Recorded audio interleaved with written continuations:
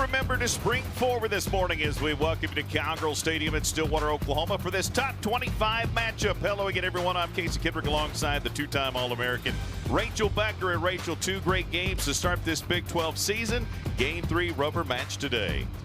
Yeah, can't wait to see how it plays out today. But game 1, Izzy Mertez with a big 3-run shot to bring UCF ahead 3-0 in that first inning. But it really was Isabella Vega, the star of the show. She got so many swings and misses on this rise ball and ultimately allowed UCF to take the win in game 1. She's definitely had the rise ball working, and it worked well against the Cowgirls. Game 2, this one was another pretty much a defensive battle. Another back and forth matchup, but Claire Tim here with an amazing defensive play. We saw a lot of good defense, but also some miscues here. UCF with the air at home plate, able to take the lead, but Beth Damon coming right back and tying it up with that solo shot. Samantha Ray, another outstanding diving catch.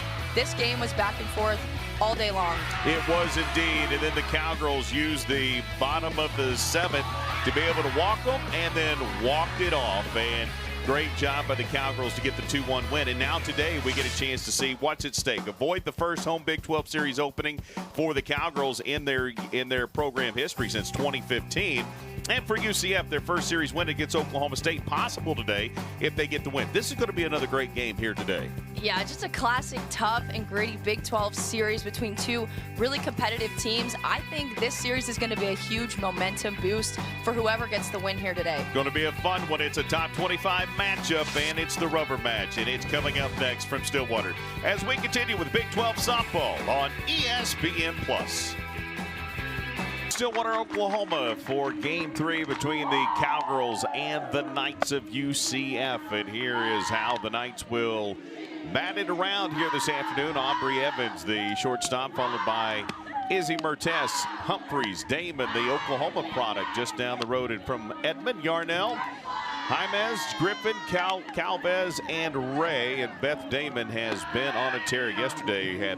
Went 3 for 3, had the solo home run, a couple of singles, and young lady from Edmond Memorial High School in Edmond. And for the Cowgirls in the circle, they have Ruby Malin, 7-4 on the season. She's certainly been the workhorse for the Cowgirls this season.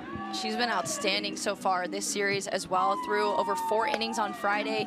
Yesterday with the complete game, only giving up 1 earned run yesterday. And today just going to come in and try to keep the UCF hitters off balance. I'm really excited to see if UCF can make an adjustment today on Ruby Malin, but her drop ball was so strong yesterday, so I imagine she's going to continue to throw that to all quadrants of the zone, mix in her rise ball, and also mix in the off speed to try to get the hitters off balance. You know, that's the thing with Ruby. She has certainly been the workhorse. She has saved the Cowgirls in a lot of situations while they're still trying to get Crandall fully back in operation, along with the freshman and Presley Downing. But she's added some pitches to her repertoire, and she has been absolutely impressive for Oklahoma State this season. And it was Crandall who got that Friday night start, which I think a lot of us are not used to seeing. Usually Ruby Malin is the Big 12 Friday night starter, and so that was a bit of a surprise, but she came in and slammed the door on UCF, only giving up 1 additional run after that first inning. So she had a great outing on Friday and just continued that through Saturday. The electronics not working for Ruby on that wristband. Again, they allowed that a couple of years ago. It wasn't working, so she switched out watches, and so she can get the call. Is Aubrey Evans, the senior out of Florida, batting .312 on the season, leads things off for Coach Bear and the Knights of UCF. And the first ball, nope, that's called strike as well. So 0-2 on the day. So Ruby starts out ahead early here. You know, that's been such a key for her. She's so good at getting out, and when she's out in front, it's usually a good day for Ruby. As an 0-2 here for Evans. And went to the rise ball there, high and out of the zone. Love to know how many 0-2 pitches end up being a ball, and how many of them, how far outside the zone they are. Always looking to see if somebody's going to chase on that next pitch. And that one spun back into the net. Well, I think too that just shows how important it is as a pitcher to kind of get that 0-2 out of the zone a little bit, because in game 1 on Friday, Izzy Mertez was in an 0-2 count when she hit that 3-run bomb, and that pitch was just a little too much over the plate. That was fouled, comes off her left foot, and the count will stay 1-2.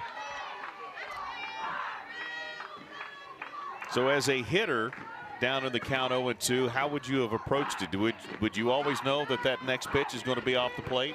I mean, you never know for sure, but you have to just stay zoned in, even though you are 0-2. Don't want to let anything too close go by, but you still got to be ready in case they just come back trying to get a quick strikeout. That one a little more believable, but still a little low. 2-2 now to Evans. Getting the leadoff hitter here to start things off on a spring forward Saturday in Stillwater, Oklahoma. That one is hit, and it's going to find its way through the gap on the right side, and the UCF Knights have a runner aboard to start the ball game. I love that at bat by the senior Aubrey Evans, leadoff hitter. She got down 0-2, but was not scared, took 2 easy balls, and then able to poke that outside pitch through the right half of the field. That's exactly what you want your leadoff hitter to do, see some pitches, give her team a little bit of insight on what Ruby's looking like today, and then ultimately get on base. 0-2 to 1-2 to a single, fouled a couple off, and then singled through the right side of the infield, and that'll bring up Iz Mertes, the aforementioned. She fouls that one in. The left fielder will start behind 0-1. Out of Chatsworth, California is the sophomore, batting .343, 7 home runs on the season. Already has 32 RBI for Coach Cindy Ball Malone, affectionately known as Coach Bear, in her 8th season. And a swing and a miss. Got by her there with the 0-2 in the same situation here. So back to the 0-2, and is this going to be a believable off the plate, or is this going to be a way off the plate? That one, draw ball had a chance, and good job by Mertes sitting and letting that one float by. Maybe speed by is a better way to say that. That ball was coming through quickly.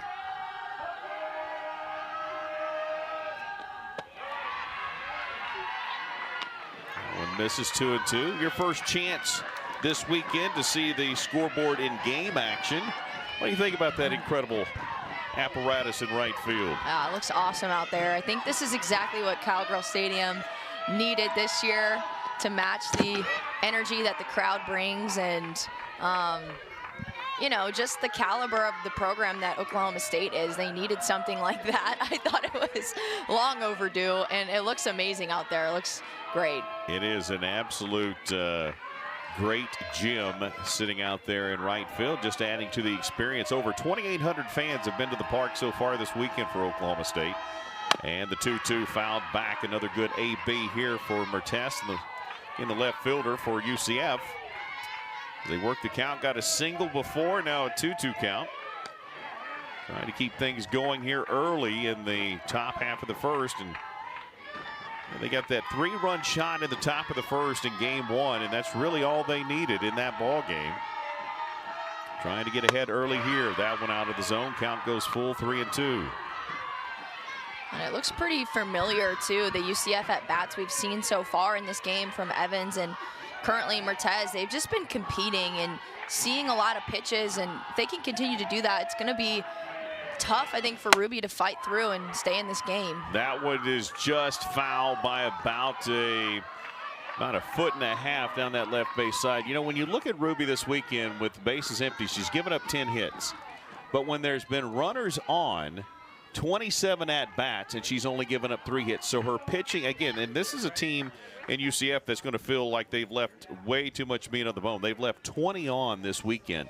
So that's getting locked in if you're Ruby. Okay, I let you on, but I'm not letting you around the bags. Yeah, exactly. I think that's what's contribute to the back and forth energy of this entire series. Like you think that UCF gets something going, they get some runners on, and then Oklahoma State comes back and Ruby slams the door, or we have an amazing defensive play. And it's been the same way the other way around. Oklahoma State with I think 15 runners left on base, 15 runners left on base throughout the weekend. And that one gets down the line, and it's going to get by, and that's going to be a stand-up double for Mertes. So that stat kind of goes by the wayside right there. That's a big-time hit just down the third base line. Mertes, just with a great at-bat, takes this inside drop ball and just opens up, rips it down the line. And that's what happens when you have a good at-bat and continue to see pitches. And she made a couple of really good contacts on foul balls as well. And honestly, this is a great start for UCF. They're in a really good position to score, actually bring some runners around to score early in this first inning. Well, yeah, again, their left on bags has been their nemesis. But they've got 2 in scoring position right now. And you remember, you got a second baseman now shifting over to third. And Rosie Davis had a chance to backhand it. It got by her. Warsop had to go down to her knees, slide. It got to the wall. But they ran her runners advance to Sierra Humphreys. Has opportunity in front of her. Batting .371 on the season, the second baseman. And has an opportunity to put the Knights on the board early. And that one is hit right back to Davis. Davis makes the throw, and that will keep the runners at home. Great job looking back the runner and keeping everybody at bay, and no runs opportunity, and one gone. A big break there, I think, for Oklahoma State. Sierra Humphreys, one of the best hitters on this UCF team year after year. She's been a little cold this weekend, so we all have to be thinking that she's due for a big hit. But just the theme of the weekend has been runners get on, and it's been tough to get that clutch hit. Well, here's a clutch hitter, young lady out of Oklahoma, and she takes ball 1. Beth Damon, I mentioned her out of Edmond Memorial. She has hit safely in 14 of her last 15 games. Would love to do that one more time right here and put her team on top early. Had a 3-for-3 day yesterday. There's the pitch just off the plate. 2-0 the count. Ruby looking, and I think probably asking where it was, and maybe a ball outside, and it's a 2-0 count here.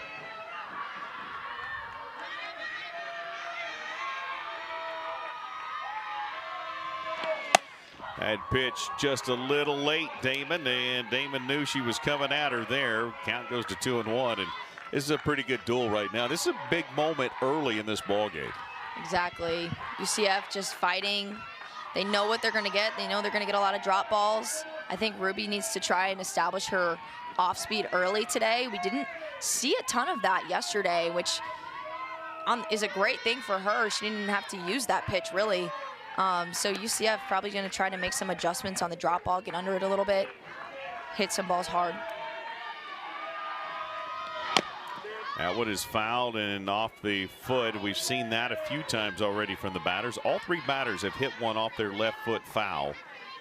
Again, that pitch has gotten them a little off balance.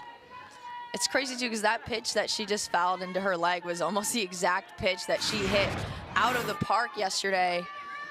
Just that low inside pitch. She's really good at getting her body open and getting her barrel down to it.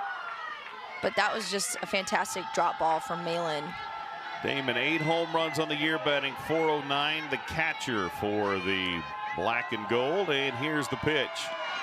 Swing and a miss, and Ruby shows the emotion as that ball came up through the zone. Damon misses, and there's the first strikeout of the ball game. Malin with a huge strikeout here, coming up in the zone. I believe that's a rise ball on the inner half. Love the way that she changed the eye level, going steady with that drop ball early in the count, and then bringing in that rise ball. That's really tough as a hitter to combat when you have such a good drop ball pitcher. Then she can mix it up and go in the rise ball as well. There is ball 1 to the designated player, Kendall Yarnell, out of Olathe, Kansas. In looking at that replay, it almost looked like that rise ball didn't get out of the zone far enough. That was a good pitch to get by, but maybe not as high as she wanted. Or maybe that was the plane she wanted, I don't know. But as the ball gets down, and the throw, and she's out. The pass ball, the Schneidmiller slide, the toss back to Ruby Malin and out at the plate. And let's see if they're going to review it. Yes, they are going to review it, but I think this is going to stand looking right down on top of home plate. Looked like that hand got there late, and the tag was there. That's a great play by both Schneidmiller and by Ruby Malin. Another defensive gem that we've seen in this series. Audrey Schneidmiller behind the plate pops up so quick. Perfect flip to Ruby Malin, who charged in to cover home. It's just a great way to clean up that ball that went over her head, and I do think that she got her. I think she got that tag down before sliding in. Excuse me, I think, you know, we got to remember there's so many other angles we don't get to see, but it's hard to see if the tag's applied there, but it looks as if it is, and it's there before the actual hand hits the plate. The question then becomes, is there anything that, even if you think the tag's not there, is that conclusive? And I don't think there's anything that suggested that. The view we have says that's going to be overturned. Let's take one more look at it here and see what, boy, what a play by Schneidmiller to get back and flip that thing down. Yeah, and also Malin with that tag. She kind of looks like a middle infielder there covering home plate. Again, the flip, it's a little high, but great job. And right there, She gets her on the helmet, yeah, I think. It looks like he got her on her helmet, slid to the back, and the hand's still off the plate, and we'll get the call right here.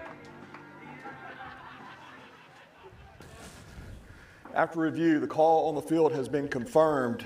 That is UCF's first challenge. They have one remaining. So that's the end of the inning after a defensive gem, as Rachel said. And the Cowgirls go to the bats in the home half of the first as we continue from Stillwater right after this. J.L. Austin, followed by Claire Tim, the only multi-hit Cowgirl on the series this weekend. Rosie Davis, Godwin, Hassler, Schneidmiller behind the dish, Worsup, Jones, and Jones. And Tim leads the Cowgirls with a .404 batting average, 5 home runs this season. She's been special for Oklahoma State. And in the circle is Isabella Vega, the sophomore, 47 2/3 innings pitched, 6-2 with a 1.62 ERA. Vega was lights out on Friday night. We saw in the pregame just so many rise balls that she was getting a ton of swings and misses on. Once again, starting with that rise ball, she actually has on average 13 inches of rise on that pitch. So she's spinning it really well, making it really tough for the Cowgirls to get on top of that pitch. And I think the Cowgirls really just going to focus on swinging at pitches in the zone today and trying to hit the ball on the ground. Got a chance to talk to Kenny G, watch a little batting practice this morning, and he said, we've made some good adjustments. I like the things that we're doing. We've done some really good stuff. We just got to go in there and put it to good use in the game. And unfortunately for Vega, she was put in a really tough situation in game 2 as Austin tries to get that one going. The Cowgirls, there were 2 outs. Davis got a single. Godwin got a 4-pitch walk. Booker came in to pinch run. Hassler had a 10-pitch walk, included several fouls. Vega came in for Stewie, and Gabby Castillo, who was pinch hitting, had 4 straight balls to walk it off, and that's how the Cowgirls won it 2-1 in game 2. Some misfortune for UCF in this series so far. Maybe a little fortune here or there as well. They dropped the force at home, allowed the Cowgirls to get the lead run, even to get things going offensively yesterday. It's been that kind of a series, and the 3-1 is in there for a called strike. So it has been, you said it, emotional swings, huge plays, big opportunities, gone by the wayside, great catches, terrific pitching, good hit. It's just been a little bit of everything so far this weekend. And the 3-2. Austin fouls that one back. Yeah, I think that last inning was just a perfect demonstration of what we've seen this whole weekend. UCF getting 2 runners in scoring position with nobody out. That's a great opportunity for them to get a clutch hit, bring some runners around, not even a clutch hit, maybe a sacrifice fly or ground ball through the middle of the field. And they just couldn't get it done and left 2 runners on base in that inning. Another defensive great play as well. As Austin pops this one up to the shortstop, Evans is there for out number 1. Even the wild pitch as that was scored, Schneidmiller played the bounce beautifully, got the toss back to Ruby Malin, and they forced get the tag applied in time to avoid that run. As Buena Park, California senior Claire Tim batting .404. will get her first opportunity here. And the first pitch fouled back. Vega had the complete game on Friday. Saw one batter yesterday and took the loss. I love that they're giving the ball right back to Vega, though, after the night she had on Friday. And yes, yesterday, Saturday, coming in that last batter, giving up that walk, that's a really tough situation for her to come into. And just a sophomore coming into the bases loaded, bottom of the 7th, 2 outs, tie game situation. That's tough and hard to do coming off the bench. But giving her another opportunity today, she played so well on Friday. I think this is the right move. As another one fouled back, 1-2 the count. You know, they haven't even had Hildy Dempsey available. She's probably their ace. She's been out, presumed injury and unavailable, so they've really relied on Vega and Stewie. This team has 9 pitchers on their staff. This is a very deep night pitching staff. And that one out of the zone, 2-2. So they're loaded. Dare I say it for Coach Bear. Thank you, at least one snicker. 2-2 the count. The off speed, 3-2. I think if Vega can get that off speed going today, she's going to be really competitive in this game. On Friday night, she struggled to find that off-speed pitch, and so she really was just steady with that rise ball, and Oklahoma State couldn't hit it. So if she's able to mix in an off-speed with the rise ball, she's going to be outstanding today. And like I just said, continuing with that rise ball, the upper half of the zone, Cowgirls got to find a way to take that pitch. And let's take a look at this one, the strikeout pitch on Claire Tim. So talk to me as a hitter. How do you adjust to the rise? Is it a matter of seeing it, letting it go, sliding up so you can get to it quicker? What's the approach here? You just have to know when you're facing a rise ball pitcher, if that ball starts at your belt, it's only going to continue to rise, and that's going to be out of the zone by the time it gets to you, especially a pitcher like Vega with so much spin on her rise ball. So you have to look for something that's mid-thigh, even lower than that, like more of a low rise pitch. And for me, I just think about keeping my hands up and trying to hit the ball on the ground, because more often than not, if you keep your hands up and are trying to hit a ground ball, you're actually going to hit a line drive because the ball has so much upward spin. As Rosie Davis, batting .309, is ahead of the count, 3-0 here. Let me ask you this.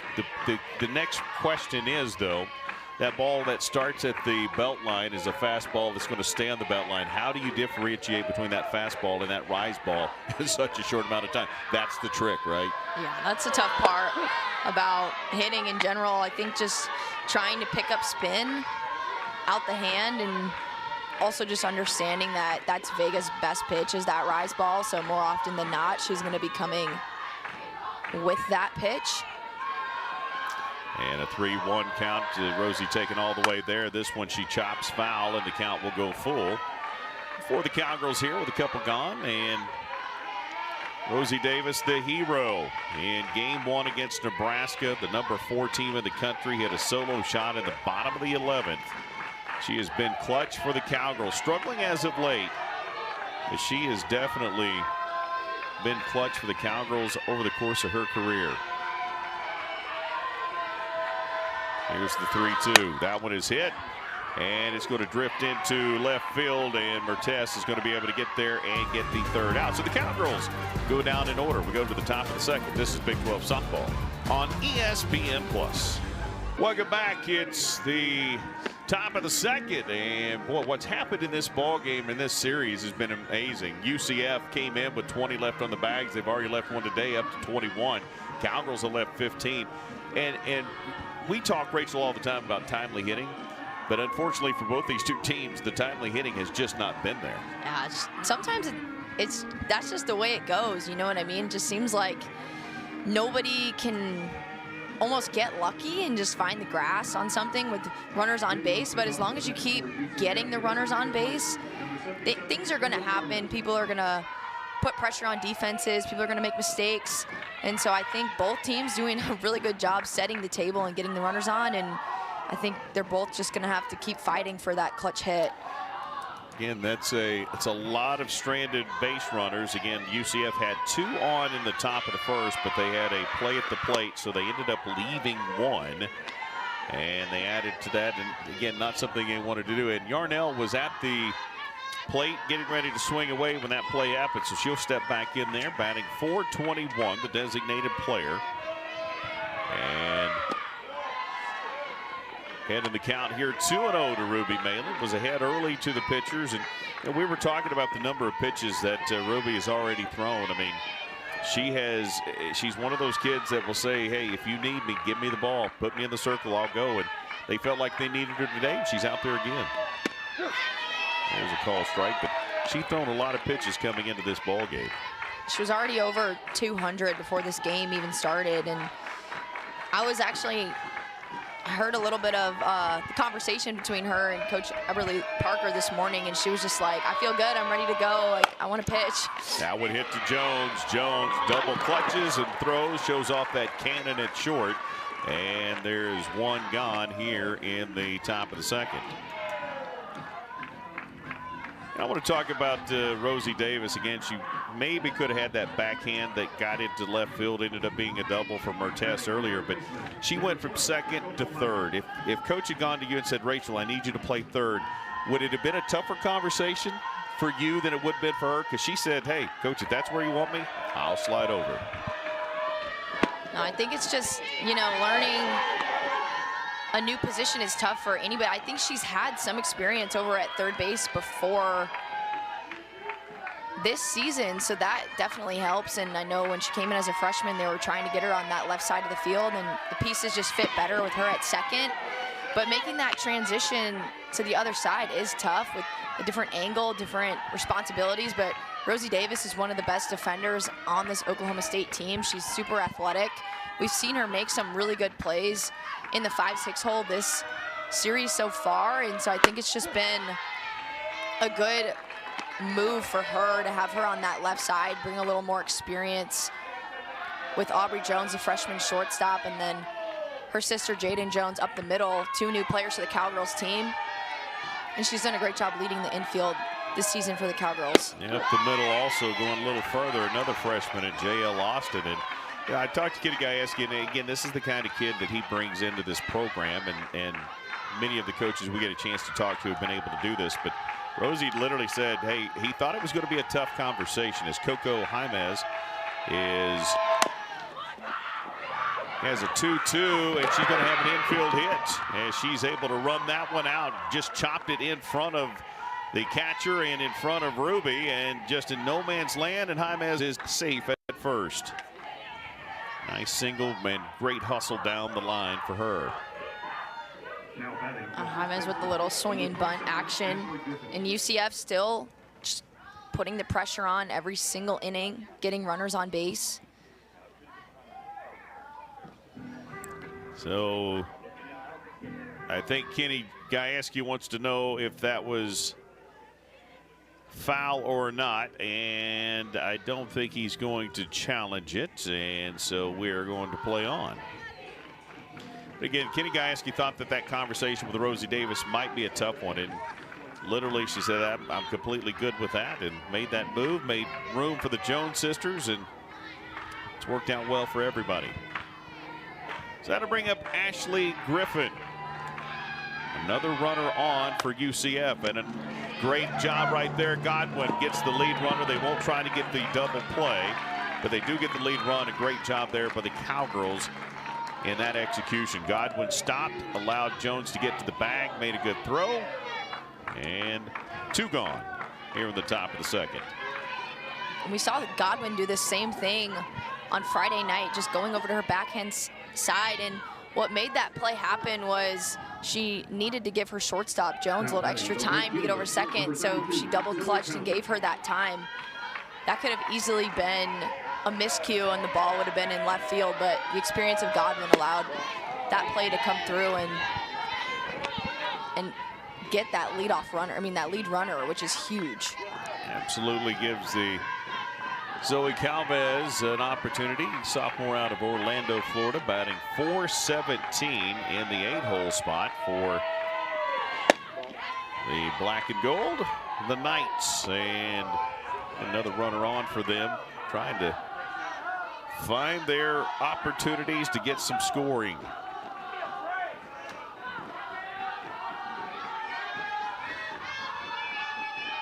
Here's the 2-0. That one's off the plate, 3-0. Batting .417 in the 8th spot, and this is her 37th at-bat of the season. So she's had plenty of opportunities and has hit well in the bottom of that order. Now we've seen her with a lot of just hard ground balls through that 5-6 hole. She can run really well, kind of the triple threat type of player. Takes the 3-0, now a 3-1 count. And another strike. Showing that slap and stepping towards the pitcher, and see Coach Bear pointing towards third base, maybe saying, hey, this is the gap, I want you to bring it. And instead, that's another called strike and another strikeout. That's the second of the day for UCF batters. Here's a look at it. Ruby bringing it. Strike 3 in the emotion here in Stillwater. 0-0 our score. Well, some work in the bullpen, and that's not unusual. They got 9 kids they got to get some arm work for, and it's amazing, Rachel. This team has 9 pitchers that they have used this season. They have literally used them all. They're not just on the staff. They have been in the circle. Exactly. We've only seen a handful of complete games from any of the pitchers on this UCF staff, and that's why I was a little surprised to see the complete game on Friday night and then the almost complete game yesterday by Stewie. But these pitchers have been doing outstanding in their outings, so you might as well leave them out there as long as you can. 2.02 ERA, number 17 in the country with that average, and they have been highly effective. Part of the reason why this team is so good, why they have been able to win 21 games already on the season, is Carly Godwin. The junior first baseman made a nice play at first a moment ago to get the lead runner. She will lead things off for Oklahoma State here in the bottom of the second. Godwin batting .300 as a leadoff hitter. Veteran at first, you mentioned that earlier, and I heard you say yesterday, as we see the pitch, there's an off speed, and that's in there for a strike. You make a good play defensively, sometimes that carries over to the offensive opportunity when you come back up quickly the next inning. It just gives you that confidence boost. You know, after making a good play, you come up to bat, you're like, I'm the best. I'm gonna keep it going. I'm on fire, let's go. Boy, that's a good rip right there. It's a little early and foul down that third base side, but 1-2, and that's a good cut right there by Carly Godwin. I think it's interesting too, the shuffling that we're kind of seeing with both the Cowgirls batting order and the UCF batting order. Just Carly Godwin has been in that 5th spot. They threw up yesterday, trying to mix it around a little bit and find the right combination. And that one is hit up. Third baseman tells the umpire to get out of the way. Calls the umpire off as Jaime is able to go over and make the catch for out number 1. Godwin just got underneath that one. And Vega just picking up right where she left off on Friday, using that rise ball, still getting the Cowgirls to swing out of the zone on that pitch. Now to bring up Amanda Hassler, who is designated player today.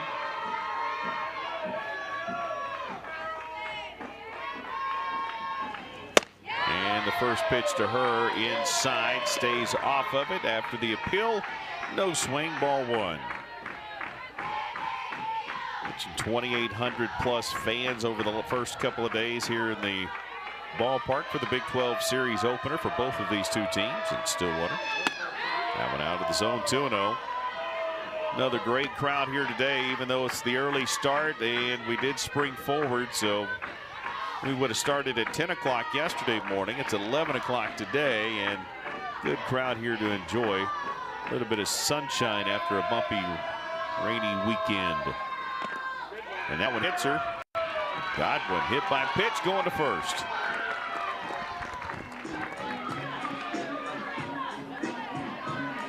Yeah, that's Hassler just staying strong in the box here. Any way you can get on base against Vega, you're going to take that opportunity. And good job by Hassler. Yesterday, she was the one that ultimately set up. She had an outstanding at-bat against Stewie, ultimately set up that walk-off walk. So good start for her today, just getting on base.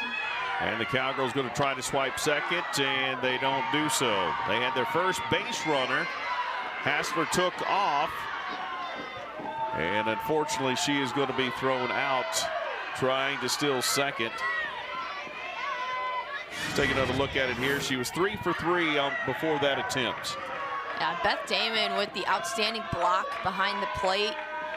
And the throw from the knees, it doesn't get much better than that. That is what the Cowgirls work on, is seeing an off speed in the dirt. 9 times out of 10, the runner on first base is taking off once they see that. If they get a good read, they're taking off, and majority of the time it works out. But I think Damon, with just an outstanding defensive play, such a great arm behind the plate. And that gives Audrey Schneidmiller an opportunity, the catcher, who takes the 2-0 pitch into left field. And the Cowgirls have another base runner with one. Try that again, 2 out here in the bottom of the second. Just stayed back long enough and ripped it into left field. Coach Kenny Gajewski talking to Coach Vanessa Shippey Fletcher, the hitting coach. Talking strategy, I'm sure, as Tia Warsup will have an opportunity. 2 gone, 1 on for Oklahoma State here in the bottom of the second, trying to punch through. And a Oppo hit out of play. Warsup out of Northampton, England, a junior, batting .333, very speedy player.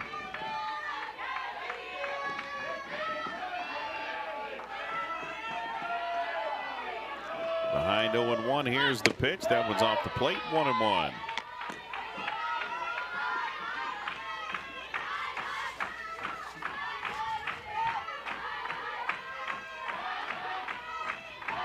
Warsup 1 for 6 in the weekend, looking for her first. Become one of the few Cowgirls that have had 2 hits on the weekend. And she does so as she hits that one into center field. So not exactly hitting it hard, but the Cowgirls have hit a couple out of the infield to get 2 on at first and second. And that's what the Cowgirls need to continue to do against Vega, is just compete better. And Audrey and Tia back-to-back singles, that's all they need, is just to string together some singles. And I think they might be getting a runner here for Audrey at second base. Audrey had the single, and we do have a pinch hitter coming in for the Oklahoma State Cowgirls. So the Cowgirls are going to go with Gabby Castillo, who drew the walk-off walk last night for Oklahoma State. Yeah, Castillo, the freshman, has had some really great pinch hits this season so far. She's done really well in the opportunities that she's had. So I think this is a good move here to give her an opportunity at the plate, see if she can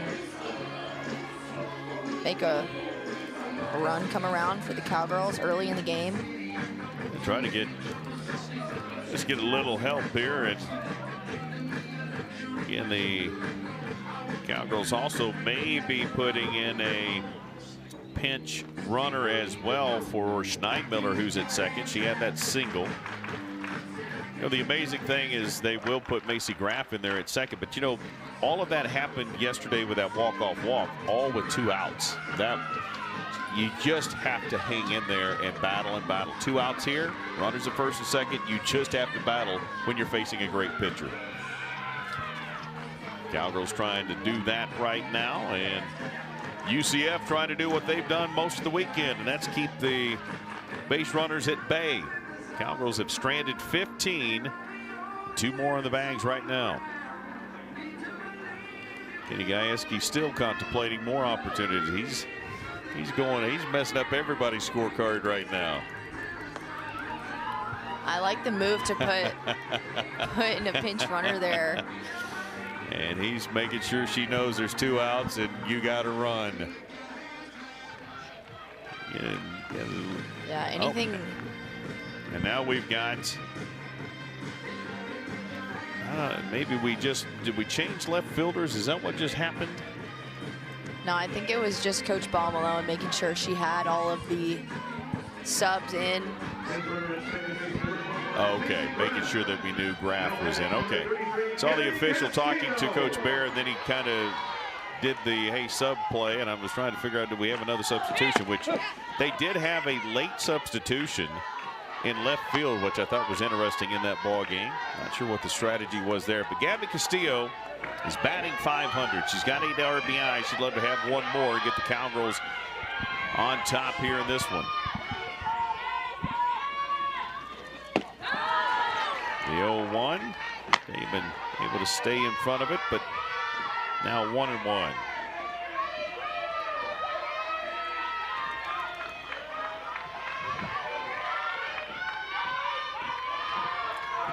Richmond, Texas product, Gabby Castillo fouls that one back 1-2.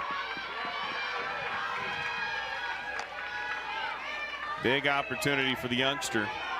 A lot of freshmen on this team that have definitely been contributors and put in high pressure situations. Opportunities for these youngsters to grow up a lot here in Stillwater. And the off speed stayed back just long enough to foul it off.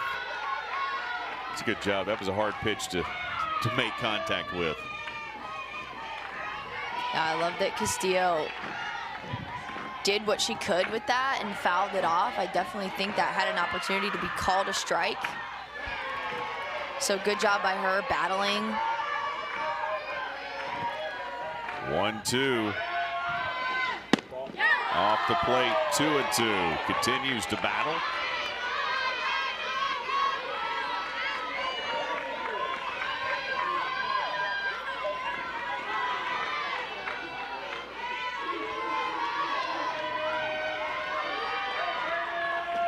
Here's the pitch and the swing and a miss. So Vega gets to show some emotion as well as she pulls off the face mask, and UCF strands 2 more for the Cowgirls. Been a lot of left on base. It's 0-0 here in Stillwater. Here, the senior flags and the American flag, and let's take a look at rubber matches. Listen, these 2 teams, they've been in a few of these over the last season, certainly last year.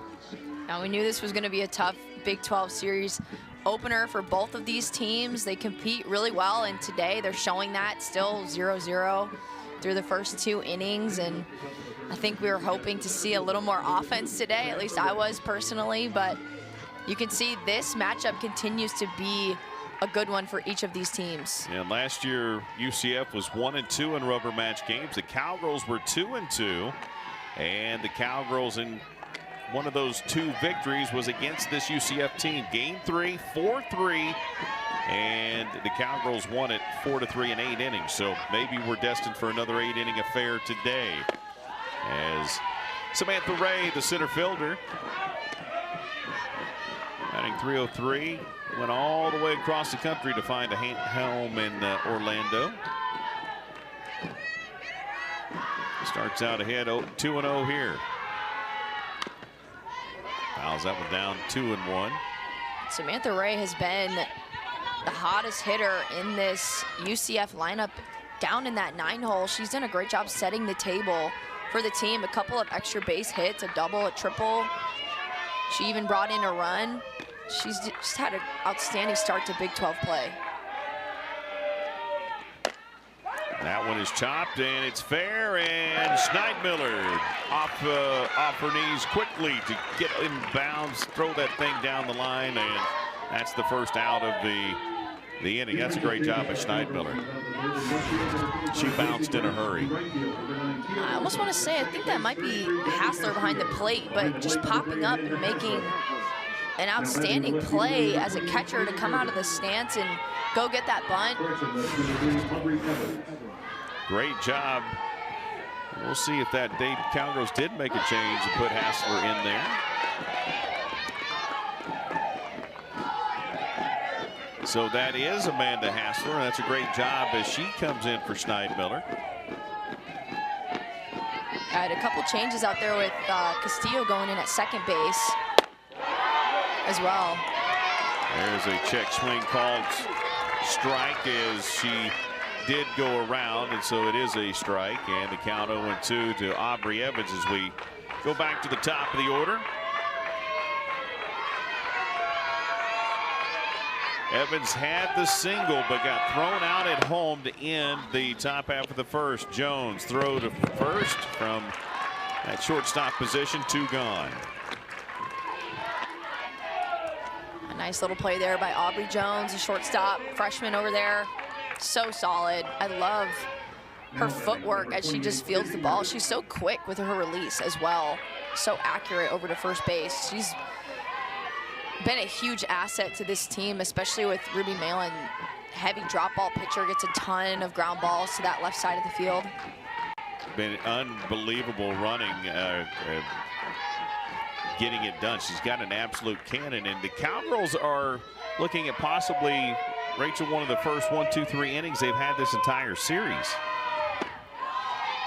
They can get through Mertez here. This would be the first 1, 2, 3 clean inning that they've had throughout this series, which I just think would be a big win for them. It seems like UCF has been just every inning getting runners in motion, putting pressure on the defense. Off speed in there for a strike 2 and 1. So the Cowgirls left Castillo in. She came in to pinch hit for Jones. She stayed at second. Warsup is now in right field. Macy Graff goes to left field, and Amanda Hassler is behind the plate. So a lot of changes for Kenny Gajewski, and there's another called strike, 2 and 2. Ruby settling right back in. Again, the Cowgirls have given up a lot of hits, a lot of base runners for UCF, but potentially one of the first 1, 2, 3 innings of this series. Off speed, soft hit. Davis throw to first in time, and the Cowgirls do sit down UCF. 1, 2, 3 in order. Bottom of 3 coming up. This is Big 12 softball on ESPN+. The Big 12, let's take a look at the Big 12 in the top 25. Texas Tech is number 2. The Cowgirls ranked number 12. Arizona 14. Arizona State took a big loss yesterday, but they are 21. And 4 teams in the top 25. UCF right there. If you went to 26, that's where they would be. 24 in another poll. And so that tells you the Big 12, a lot of teams in the top 25. That's, you know, you're roughly looking at about 25% of the teams in the top 25 are out of the Big 12 if you counted UCF in there. It just shows how competitive the Big 12 is as a whole.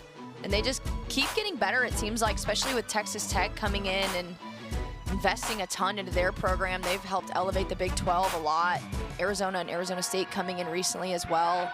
And then UCF is right there. You know, they're one of those teams that might not always finish in the top half of the Big 12, but still get that regional bid just because of how well they compete in the preseason and throughout the Big 12 as well. Those two things combined usually allow them to get around 5 to 6 teams into the NCAA tournament at the end.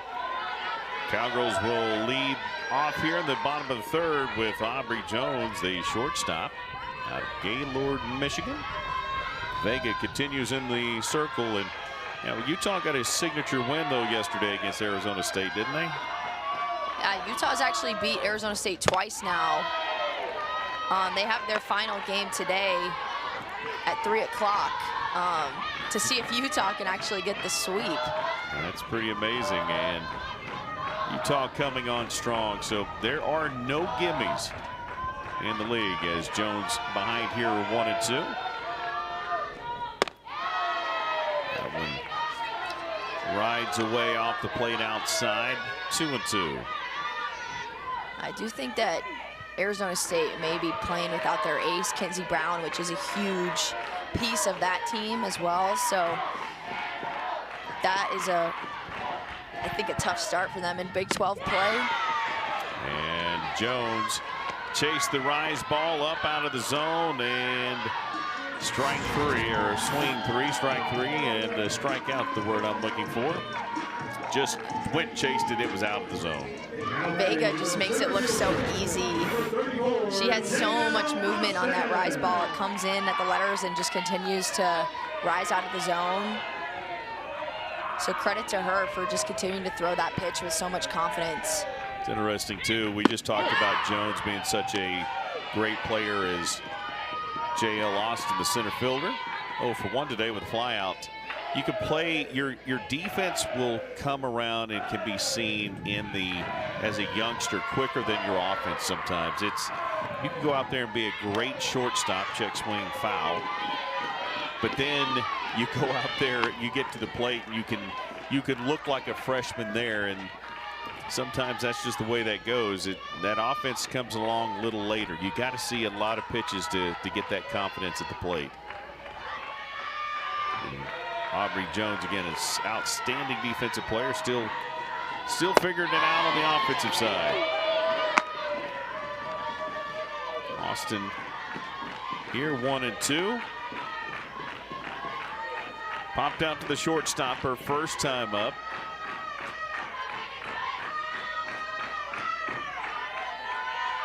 Austin looking for her first hit of the series. That one came out of the hand a little funny for Vega.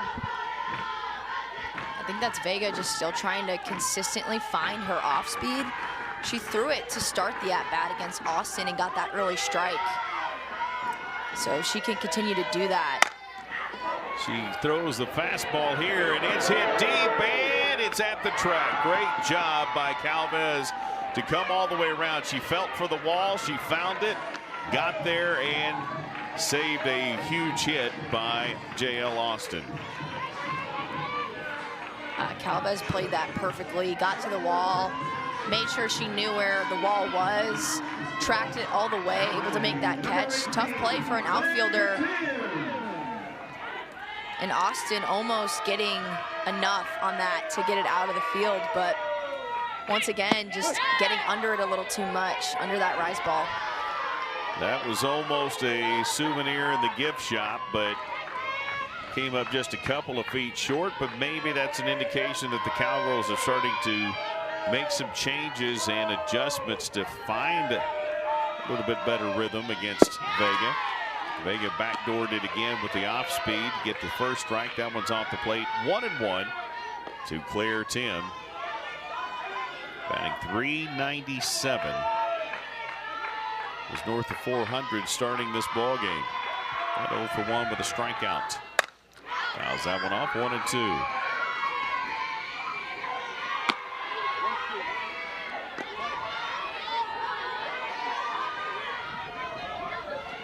Been a terrific series. A lot of great defense, terrific pitching, not a lot of offense really for either team. Damon did go 3 for 3 yesterday. These pitchers have really done a good job of keeping each other's teams off balance. I think throughout the weekend we've seen a lot of singles. I think has been what it is. A little bit of extra base hits in there, a couple doubles, and then UCF with a couple big home runs. But it's really just been consistent. As Claire Tim is going to make that, turn that error, I believe, in right field into a scoring opportunity for Oklahoma State. She waited back on that and absolutely hammered that. Calvez was able to get there. It hits right in her glove, but bounces off, so we'll see how they score it. But great bit of hitting right there. And we've seen Vega throw this off speed a few times now. Claire Tim waits back on it perfectly. Hits a spinning line drive, I think, into right field. Calvez just a little bit of trouble tracking that. I think they're going to call that an error. Great job on the read. That ball was tailing away from her and starting to go below the waist, but she had a glove on it. And they will call that an error. So that brings up Rosie Davis. 2 gone, but a runner in scoring position. Davis lined out to left field her first time up, and count even to her 1-1. Cowgirls trying to win their opening series in the Big 12, which they've done every year since 2015. That one is hit. That rise ball got clocked. It's in the Outlaws. Count it. Rosie Davis, a 2-run shot. Sound the horn.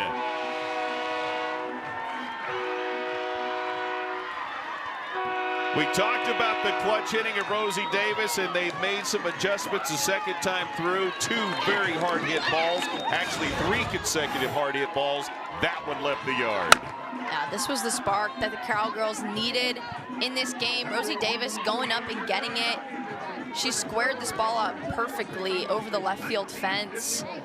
Rosie Davis has been that clutch hitter, like you mentioned, for the Cowgirls all season and actually all throughout her career. So her coming through and getting a couple runs on the board is huge. Big 2-run shot, and that'll bring Coach Bear into the circle to talk to the infield and make sure Vega is still good to go. As the Cowgirls had the hard hit by Austin that was caught just at the track, just at the wall. Then Claire Tim lines one, should have been an out in right field. It was an error, and how often does that come home to roost? And then Rosie Davis jacked one over the left side, almost hit the catwalk in left field between the Outlaw and the Socials, and we are going to have a pitching change. So the Cowgirls make the adjustments, and that's enough for Coach Baird to make the change in the circle. And with that, we'll take a break. Come back, we'll talk about the new pitcher in the circle for the black and gold. We'll do that coming up. This is Big 12 softball on ESPN+. UCF Knights, young lady Macy Miles, and not a lot of miles on Macy's arm so far this season, right? Now, only 4 1/3 innings pitched throughout the year so far, but I think this is a good time for UCF to bring in Miles and switch up the pace a little bit. She is going to come in with a drop and mix in a changeup. Also has that rise ball, so mostly north to south movement. I love that Coach Bear is bringing in a young arm and trying to get some different looks on the pitching staff. We talked to her a lot about how she likes to leverage all of her pitchers and looks at the matchups and thinks that Miles might be the best matchup for this game. There's a changeup, misses outside. She faces Carly Godwin, who's batting .286. By the way, Miles, a redshirt junior out of Baton Rouge, Louisiana. And great note as well, and we were talking about this earlier. I was talking to Kenny Gajewski about this last week. This is actually Les and Kathy Miles' daughter. Of course, Les Miles, former head coach of the Cowboy football team. Kathy was a basketball coach, I believe, at Michigan for a lot of years. They spent a lot of time here in Stillwater. And great connection between the two programs there. Again, not a lot of innings pitched, but an opportunity right here and a 3-1 count to Godwin. That's in there for a strike. That one spun in there perfectly. A lot of off speed so far off Miles. Trying to slow it down a little bit. I think that the Cowgirls were starting to catch up to the velocity of Vega. Just mix up the timing. And that off speed got Godwin out in front of it. And Miles gets her team out of the bottom of the third, but not before. A 2-run jack by Rosie Davis lifted the Cowgirls to a 2-0 lead. She got it all, and it was out of here. 2-0 Cowgirls going to the top of the fourth. And the Knights trying to decide the series. Let's take a look at the upcoming schedule for the Knights. They're going to be traveling to Baylor for their next Big 12 series at Florida International. They'll take on the #2 team, Texas Tech, Florida Gulf Coast, and then they travel to Houston. They do have Baylor and Tech at home, and an interesting road game to Florida International, but that's a good series. That's a good opportunity for them, especially with, again, #2 Texas Tech just around the corner. Sierra Humphreys will come to the plate for the Knights here to get us going in the top of the 4th. 0 for 1 today. So there. And the count even 1-1. You know, we were just talking with Chris Dill, who could do play-by-play color and stats. He's the true utility guy here. He's a three-way player. But Ruby Malin with the lead is just so effective, and you give her a little bit of a little cushion and she just settles in really well. Yeah, I honestly think Ruby Malin is just so good with or without a lead. I mean, yesterday held the Cowgirls in this game by keeping UCF down. Godwin bobbles, catches, and collects, steps on the bag. Out #1 is Humphreys, grounds out to first on a tight play, but a great job in regrouping by Carly Godwin at first. Godwin, a key defensive player for the Cowgirls, just keeping her body in front of the ball, locking it down. 5 straight retired for Ruby Malin. And 1 gone here in the top of the 4th. In the Oklahoma product in there now, that is Beth Damon. The catcher struck out her first time up. She can cut this deficit in half with 1 swing.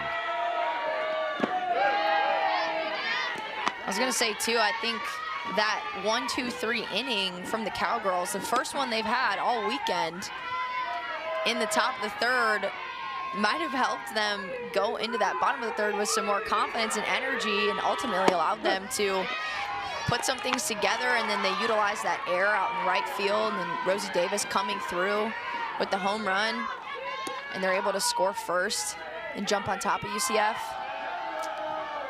We're behind in game 1, did take the lead in game 2, but it got tied up in the next half inning. And the Cowgirls able to walk it off with a walk-off walk in game 2. The Cowgirls really not have played with a much lead in this game. They had it for a half inning in this series, I should say. Had it for a half inning and then won it in the 7th. Just now took the lead here as that one is hit deep into the gap and at the wall. And I said she could cut it in half with 1 swing, and she certainly does that. Damon cranks it into the power alley for the first run of the game for the Knights. Another solo shot there by Beth Damon, who's been fantastic throughout her career at UCF. I'm so impressed by the way she hits these drop balls from Ruby Malin. I mean, that ball has so much spin on it, but she just gets down and tilts to that pitch.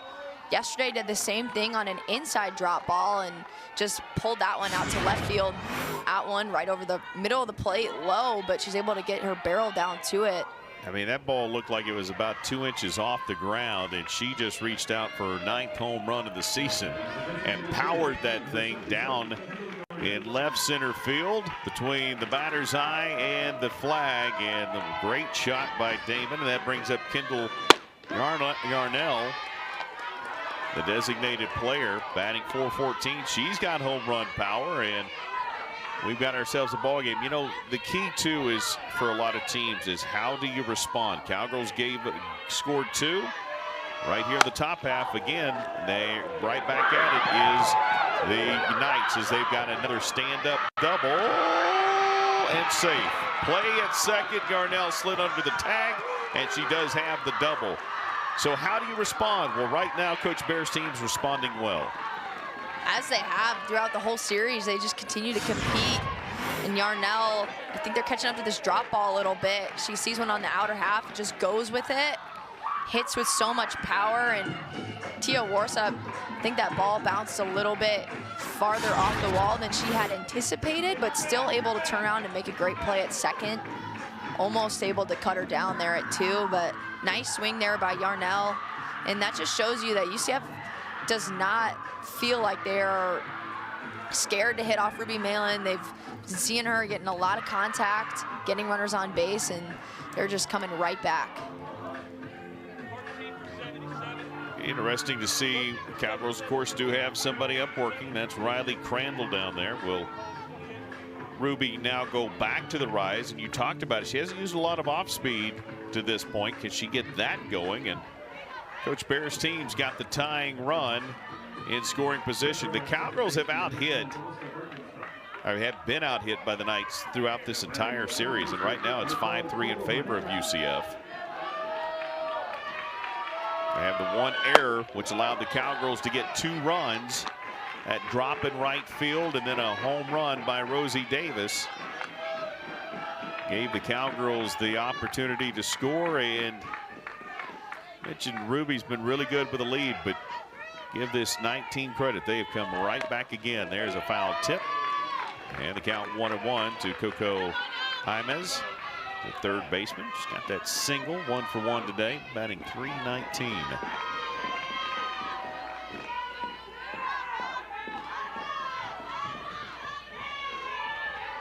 Just got interesting here in Stillwater.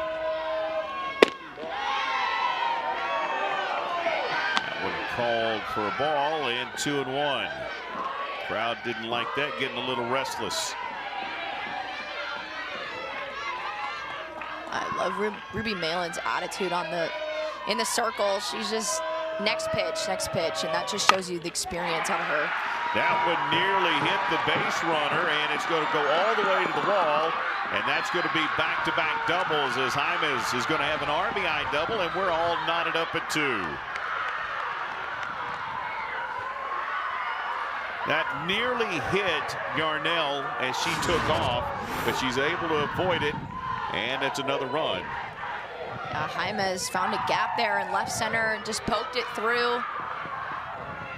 I love that they're finally getting that clutch hit. You know, they had a runner in scoring position. So far, we haven't seen them really be able to get that clutch hit and bring runners in, but now they're able to find the pieces to do that and making really solid contact off of Malin. Well, we talked about the adjustments the Cowgirls made against the rise ball against Vega, and eventually the pitching change. Now maybe the adjustments we're seeing from UCF on the drop ball of Ruby, as Ashley Griffin will have an opportunity, and the Cowgirls have a couple up working in the bullpen. Presley Downing out there as well. That rise ball out of the zone. So the go-ahead run now for UCF is in scoring position. Griffin grounded out to first, her first time up, .213 hitter on the season. And let's see what Ruby's got in the tank here. We talked about she has thrown a lot of pitches this weekend. That one is fouled off and continues to show great emotion for Oklahoma State. Count 1-2.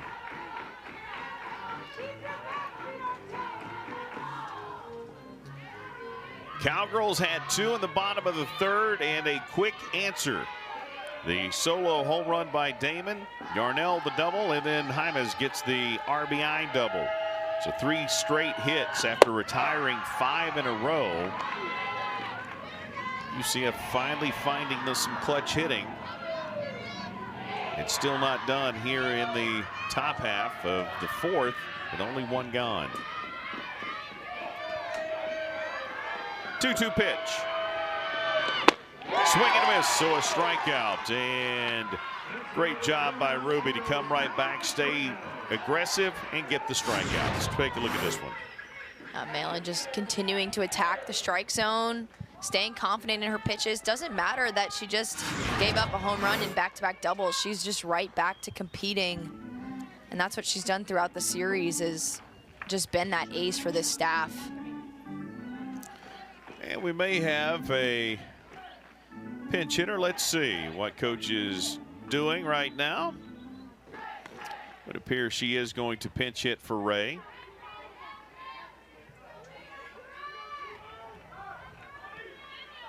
Trying to catch that number. Yeah, 20. Is it 28 or 20? It's 20. And number 20 is Kendall Trim out of Moody High School in Moody, Alabama. And she takes ball one, batting .333.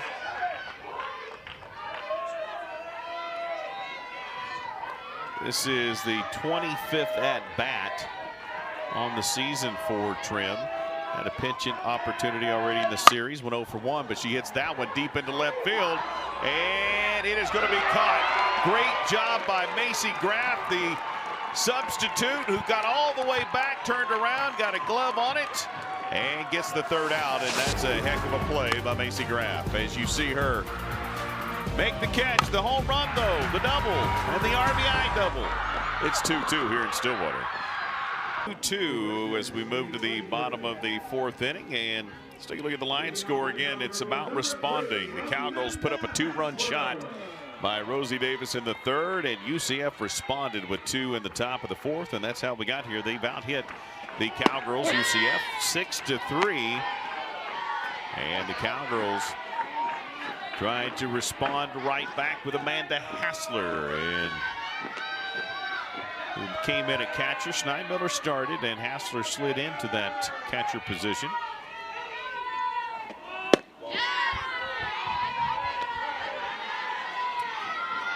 Got hit by a pitch, then unfortunately for her and the Cowgirl fans, she got caught stealing. She was 3 for 3 prior to that, now 3 for 4 on the season. Some defensive changes for UCF we'll get to here in just a moment as that one skips in the dirt. Mertes is now in right field, Birkenstock is in left field, and Trim has slid to the designated player. I wanted to highlight that defense too by UCF. They've had, coming into today, 4 errors on the weekend, and then another error today, which was very costly for them, ultimately allowed Rosie Davis to come up and hit that 2-run home run and give them the go-ahead there.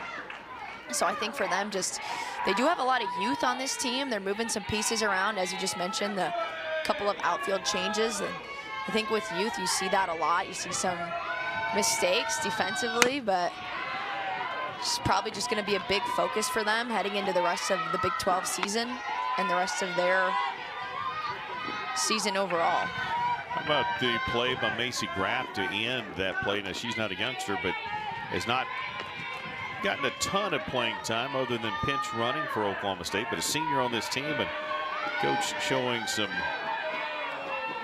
confidence in her as that one is hit sky high. That was a changeup that goes all the way just in front of the track. Hassler just missed that one for another opportunity to leave the yard. That'll be an out, and the first out for the Cowgirls here in the bottom of 4.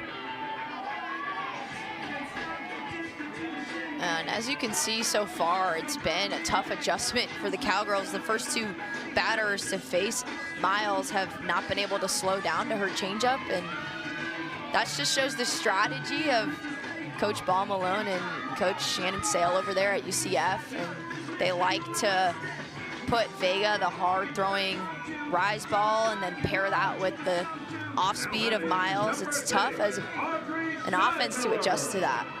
It's interesting, too. Now, the Cowgirls will re-enter Schneidmiller, but it is so interesting, too, when you talk about how teams now have a chance to prepare. They have film work, they have machines that can put the exact pitch in the machine, so you see it over and over and over. But when you're trying to prepare for 9 pitchers, you have no idea which one is going to go. It's hard to be ready for 9 different pitchers, and one that's only pitched 4 1/3 innings in a rubber match game. You probably didn't anticipate Miles to get this opportunity today.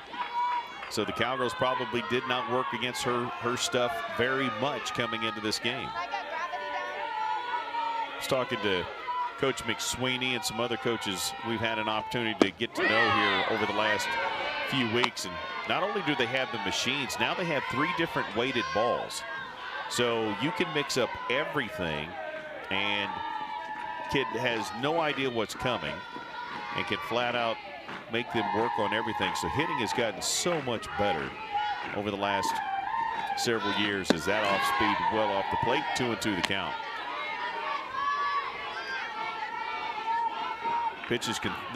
Machines can throw every kind of pitch from a rise to a drop, screwball. They can throw it all and then throw in the weighted balls. And it's almost like you're getting live pitching anymore. Another off speed, misses.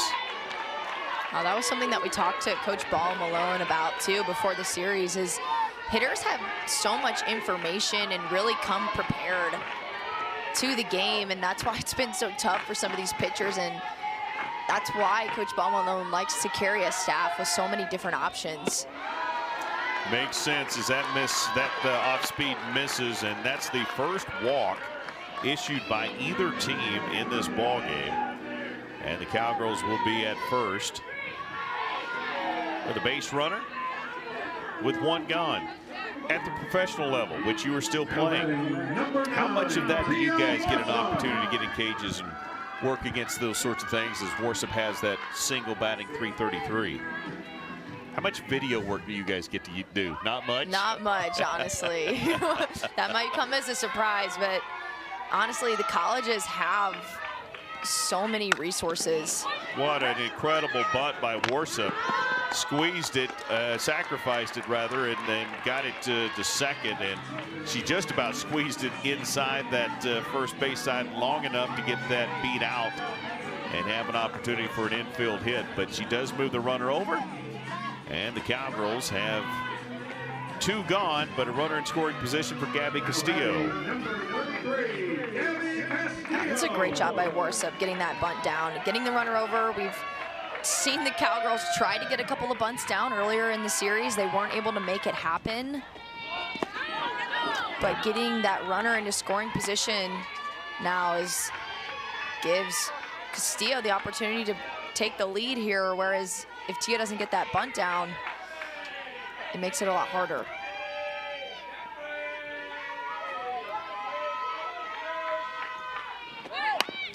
Tries to get another bunt. Castillo was going to try to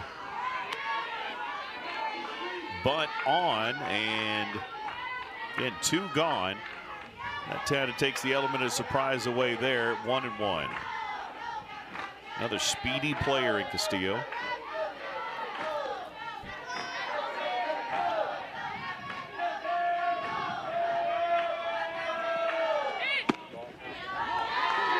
Castillo came in with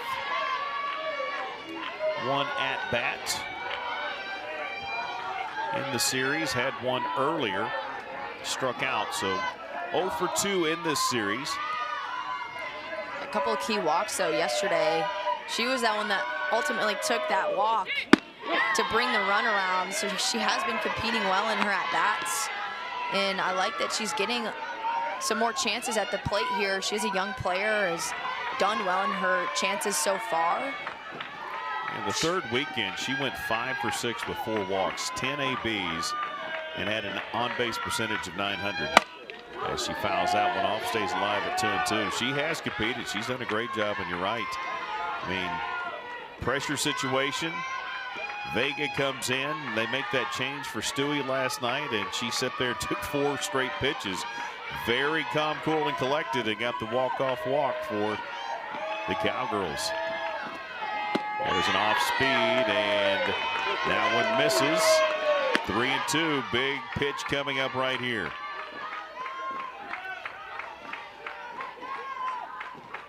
And the daughter of Les and Kathy Miles in the circle right now for the UCF Knights. That one is fouled off. We'll do the money pitch all over again.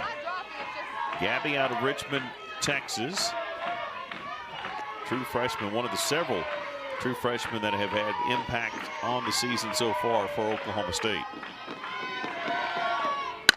Off speed, got underneath it. Coming on is the center fielder, and that is Ray. Ray's able to camp out underneath it, and the Cowgirls will hold with a tie going to the top of the 5th. This is Big 12 softball on ESPN+. 4 innings from Ruby Malin, and they will bring in Riley Crandall in her 13th appearance, 14th appearance of the season, has 13 previous, 6-1 on the season, 3.69 ERA. She's had a lot of work, 24 strikeouts, 14 walks. What do we know about Riley Crandall? So Crandall's going to come in, and she throws a really good curveball, work a little more side to side. She can mix in a rise and a changeup as well. She's pitched a lot better this year. She's actually been healthy most of the season, and I know last year I was dealing with some injuries, so it's been fun to watch her come back from that and have some really good performances. She did pitch a little bit on Friday, started that game, ultimately gave up that 3-run home run to Mertez, but I like the switch to Crandall here. I really think they need to try to get Ruby Malin some rest. Well, you can see the adjustments that have been made by these batters for the black and gold, and so because of that, you know that maybe it's time for that change. They've gone through the order now 2 times. This is the bottom of the order, so Samantha Ray grounded out and showed bunt there, showed almost looked like he was trying to drag bunt more than even yeah, it's trying to show a little bunt, drag bunt here, but that's, you see the corners coming in quickly, and that one's in there for a called strike. Good shot of Coach Bear right there.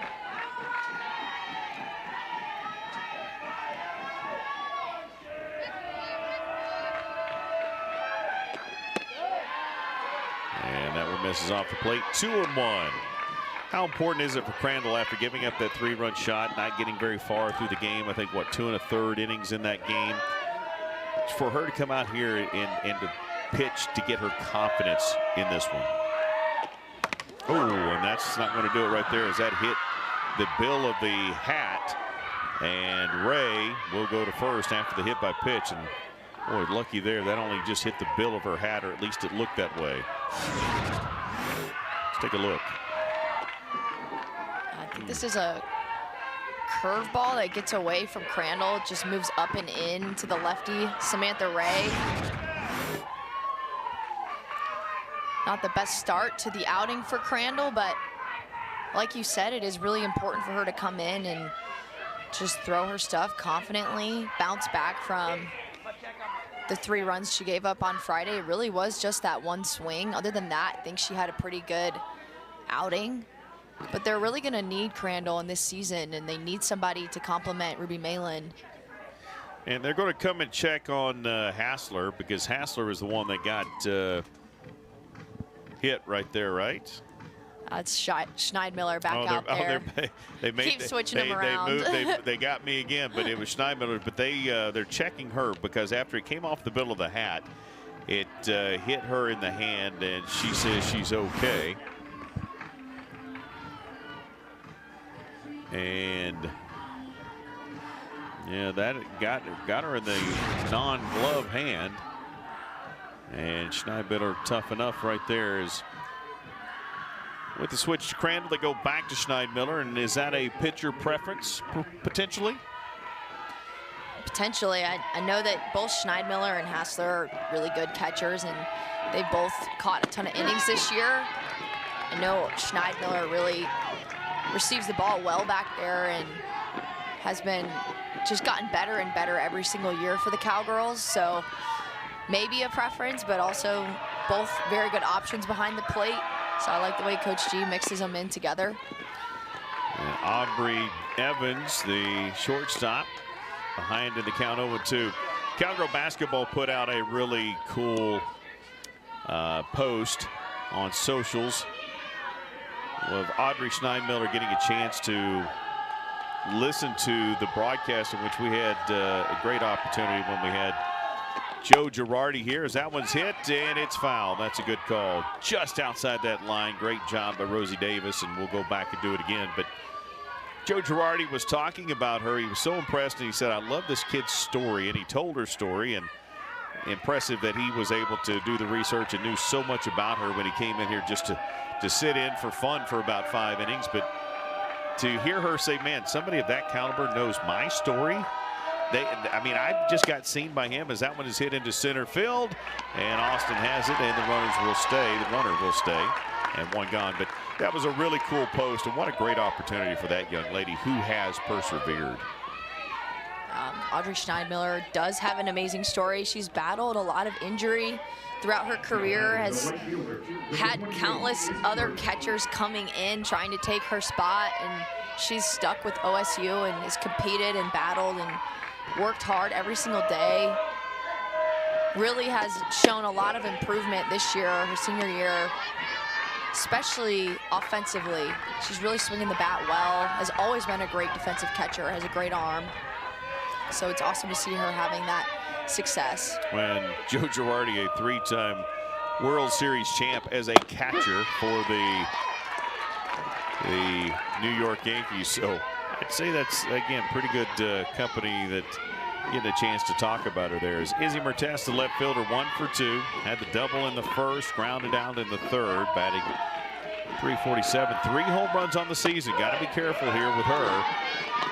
And the count 2-1. Definitely want to be careful, as anything in the upper half of the zone, Mertes is able to get her hands up to. Just such a short, quick swing. That one is hit into the gap, and the runners will move up. Now runners at first and second, as that one is poked into left field. Graff gets it back in, but that's a single, so 2 for 3 day right now for Mertes, and the UCF Knights have a little something working here. Maybe going to have a pinch runner, perhaps.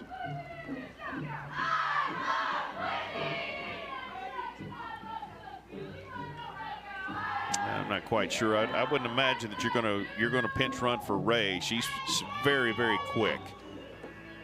I think maybe just a reset for Sierra Humphreys. I know she's struggled a little bit over this series, but Humphreys, upperclassman on this team, consistently one of the best hitters.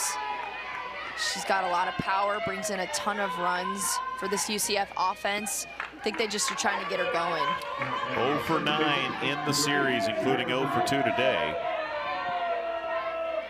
It is batting .361. Ran off the plate outside, ball 1. So Riley Crandall hasn't actually come in and dominated as she's trying to get settled in there and get back going. She was pitching so well early in the season. She's trying to find that form again, certainly now in conference season. The Cowgirls need that production in the circle besides Ruby Malin, which has been an absolute workhorse and great for Oklahoma State.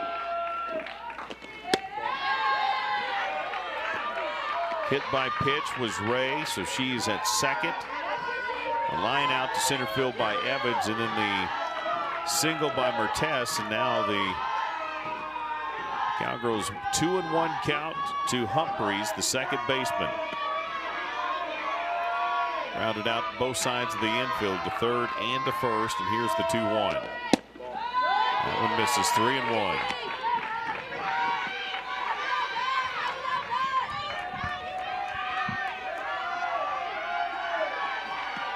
Big pitch right here coming up.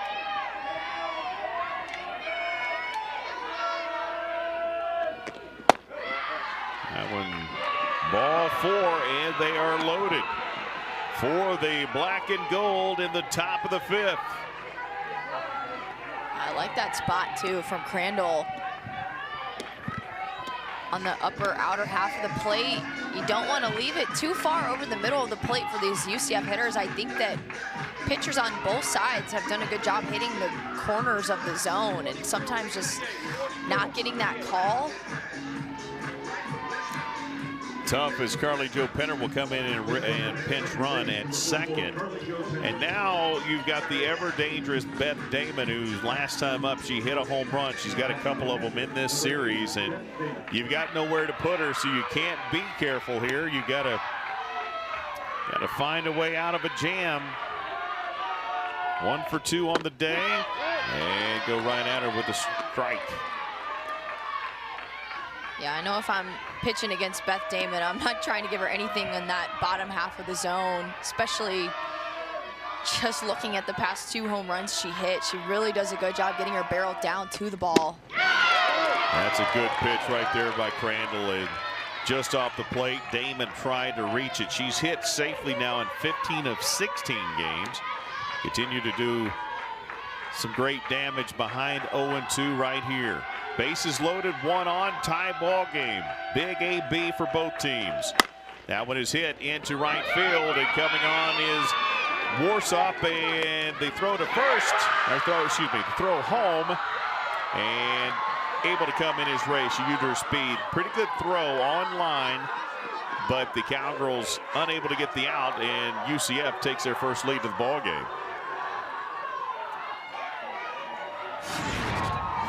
Damon gets this ball just far enough into the outfield. Clareton making a good throw home. You almost like to see Carly Godwin cut that off and try to get the runner at third. I think Samantha Ray was almost certainly going to beat that out. That was again, it was just, as you said, just enough. Took the 0-2 pitch into right field for the sac fly, gave up the run, and now runners in the corners with 2 gone for the Knights. And there's a rise ball inside, brushing Kendall Yarnell off the plate just a little bit. Yarnell is 1 for 2 today with a ground out and the double.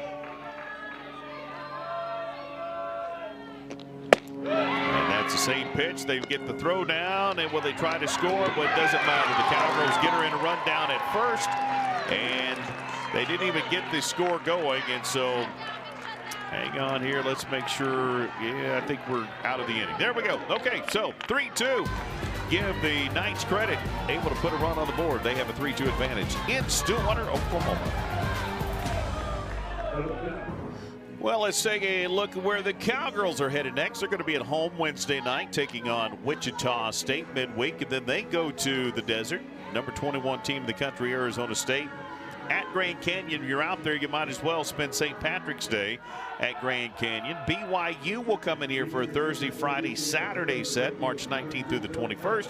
And then the Cowgirls are at Tulsa on March 25th. So, again, we have so many road weekends for these teams. They finally come home, and man, you're halfway through the season. You start looking up, and by the end of that, you're 75% through the year. It's crazy how quickly it comes and goes. I know, it flies by. And Cowgirls with a lot of traveling coming up. They're going to be on the road in Arizona for a long time out there and have a game with Wichita State right before. So some tough matchups coming up, especially with 21 ranked Arizona State. I'm excited to see how that plays out and if they're going to have their All-American Kinsey Brown in the circle. And then BYU, another challenging component in the Big 12. It's a good series, a good setup for March for the Oklahoma State Cowgirls, trying to first take care of business here and win this series and avoid having lost the opening series in the conference as 2015, as Miles remains in the circle. Aubrey Jones will lead things off in the bottom of the 5th inning, bottom of the order.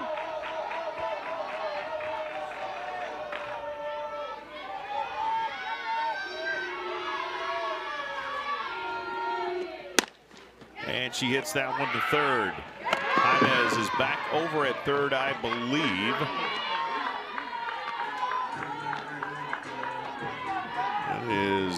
Yes, Coco has moved back to third, back from right. So she's at third, and she is the one that makes the play. And the ground out in the first out of the inning.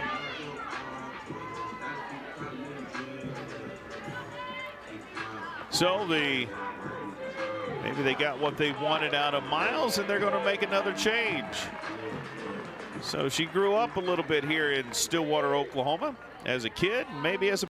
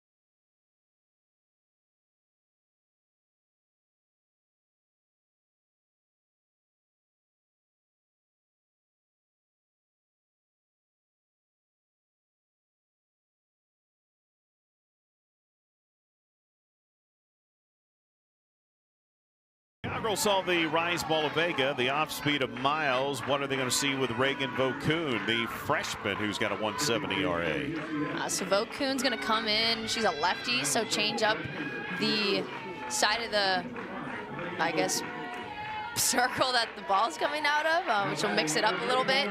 We're going to see a lot of off speed out of Vokoun. Not a ton of innings, just a freshman. I think that UCF leaning more on that pitch by committee for the second half of this game. They put Miles in. She got the outs that she needed to get out.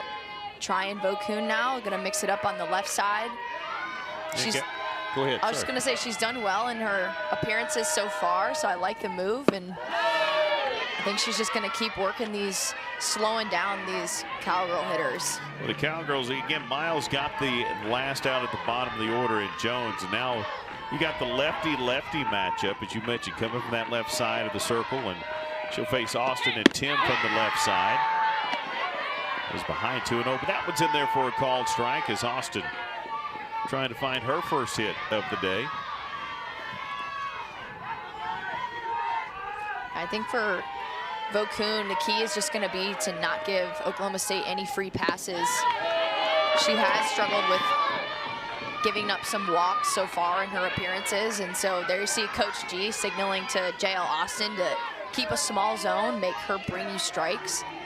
I'm very happy with what he's seen so far, and 4 pitches, no swings, but it's a 3-1 count, and the 3-1 pitch way up out of the zone, and the Cowgirls have a base runner at first in JL Austin. And that could be trouble as another lefty-lefty matchup, but this lefty has been doing a great job. She's had a strikeout and an error today, but that error was a shot into right field. And undoubtedly, Claire Tim is due a clutch hit for Oklahoma State. She has been a phenomenal player. They come right at her there, but misses just off the plate. 1-0. Claire Tim has been the leader of the Oklahoma State offense this season. It's great to see her having a little bit of a breakout season. Her last year, she came in as a freshman, got a ton of playing time throughout her career, has battled some injury as well. But you love to see her up there, kind of bringing it all together her senior year. And a good job here by Damon, right? You got a new pitcher in. She's given up a walk. She's behind 2-0 to Tim. And hey, let's make sure we're on the same page. Let her breathe a little bit. I mean, this is a pressure-packed situation, right? A 1-1 series and a 1-run lead on the road in a conference series. This is pressure for these young ladies. Opportunities to grow up. And that one's in there for a strike. Tim 0 for 2, reached on an error, did score. As Rosie Davis coming up next is the one that had the 2-run home run, 2 RBI shot. And back-to-back strikes, so good job now by Vokoun to start to settle in a little bit.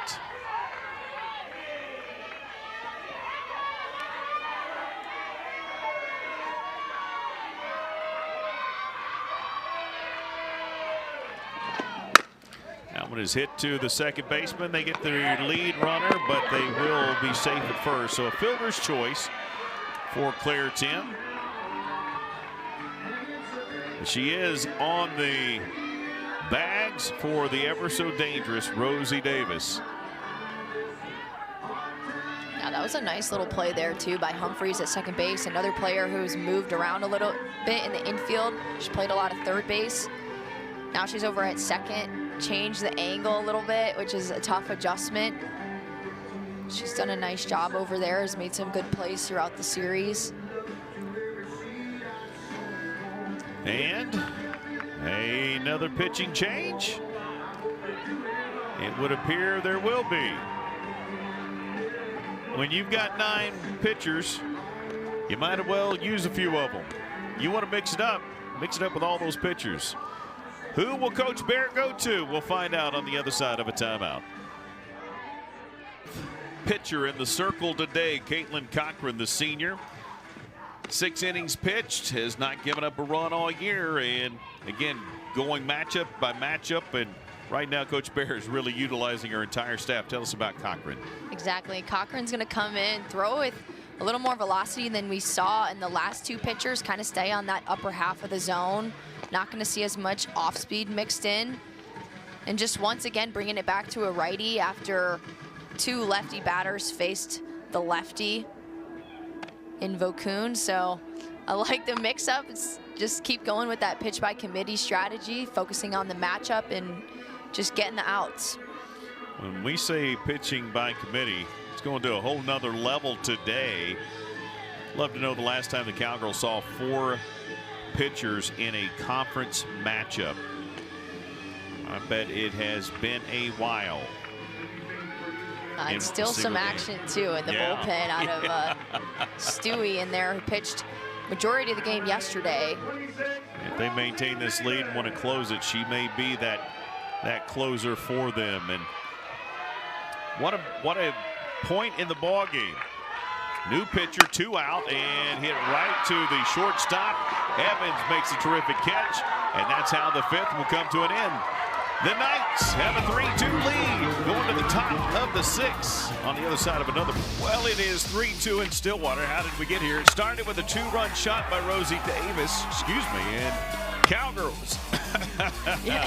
Tell me what else happened. Well, Beth Damon coming right back with the home run, and then UCF able to string a couple doubles together and keep putting it on. And here the sac fly allowed them to take the lead in the top of the 5th. The Cowgirls another 0 up on the board, and just a couple innings left for both teams to try to get some insurance runs for UCF. And Crandall out there working and trying to keep UCF off the board. So the UCF Knights have a 1-run lead and trying to add to it. Yarnell 0 for 2. A couple of ground outs on the day. And that one is going to spin on top of the Knight dugout. 0-2 the count.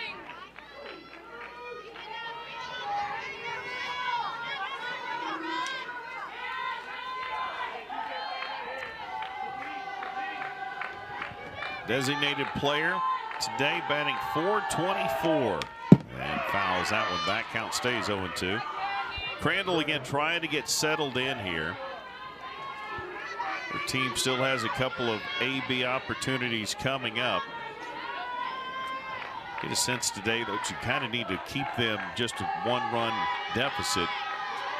The way they're pitching and mixing things up is a little crazy today. That one is hit into left field, so another base hit for UCF. Well, you have got to give UCF credit. They haven't had the best timely hitting, but they have hit a lot.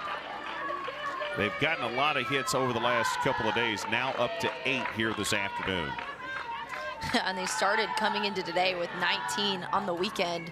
So their offense has been firing and getting people on base. I think in the 4th inning, we started to see more of that power, some doubles and home runs, and they're able to get some more actual runs on the board. But they've been so consistent at the plate and competing really well, putting a ton of pressure on the Cowgirls defense. More pressure here. Nobody gone, runner on, and that is Coco Jaimez, the 3rd baseman. She's 2 for 2 on the day. And a single in the 2nd and an RBI double in the 4th. Trying to keep her day going.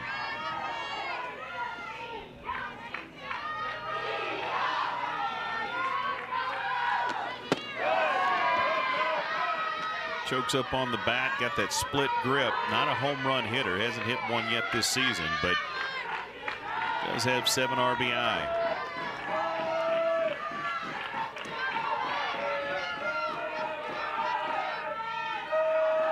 Shows bunt and fouled into the glove of Cowgirls catcher. I'm not even going to try to tell you who it is. I'm going to guess it's Schneidmiller, but we've gone back and forth so many times. I'm not sure.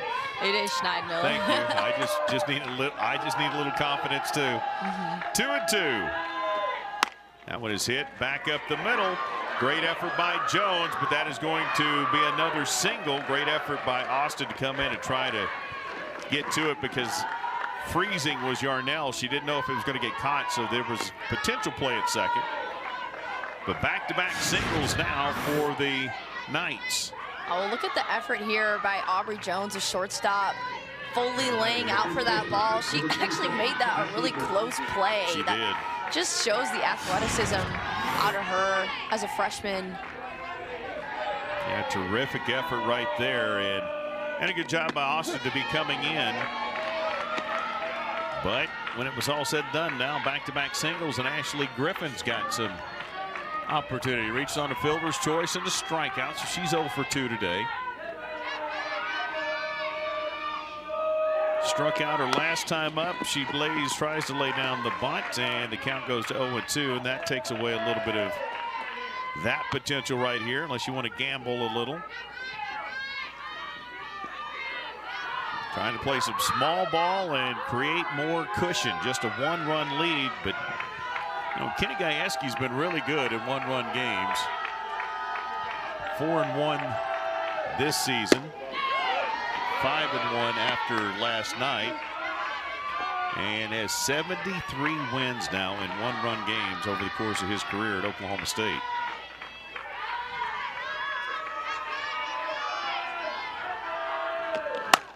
That one is hit into right field, and back is Tim.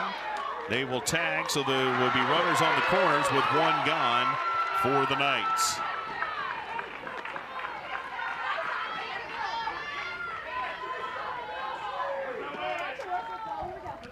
Claire Tim has such a good arm out there in right field. She's able to get that ball in so quick, and obviously not able to throw the runner out at third on that one, but we've seen her make some really good plays out in right field and super accurate.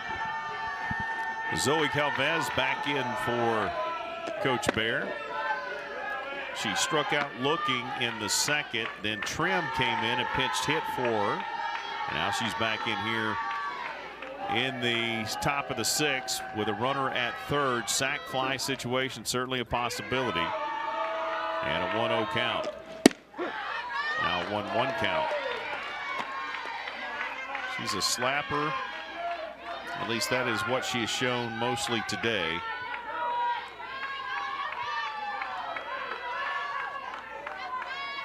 Would love to hit one on the right side potentially and create a score at home, and she does exactly that. She ran down the line. Carly Godwin really didn't have a clear path, and I think Coach may want to know if there was runner interference there that avoided her from making that throw. And so the umpires are going to talk that over, and I think, again, Zoe got big, and give her credit, made it difficult for Carly Godwin to make the throw. And so the umpires are going to talk it over and see truly what transpired. Let's see if we can see what happened here on the replay. So Calvez as a slapper kind of already starting in fair territory. I mean, you can't be all the way in that fair territory to completely block the throw home from Carly Godwin. You see her shuffling over. Chopping her feet, yeah. She's breaking down, and Godwin comes over and applies the tag. So the officials will talk this over, and we'll see what the ruling is, and we may get a review if Kenny Gajewski doesn't like the decision here, and they will review it. Oklahoma State is challenging that the batter runner stepped back. The call on the field is that she did not. That play is under review. And I don't know that she stepped back. She chopped her feet and stopped and was running in place. Yeah, to me, it looks like she did shuffle back a tiny bit, but in that situation, she's just going to be out right there. Oh, I think she did take a step back. So I'm not really sure how that changes the result of the play.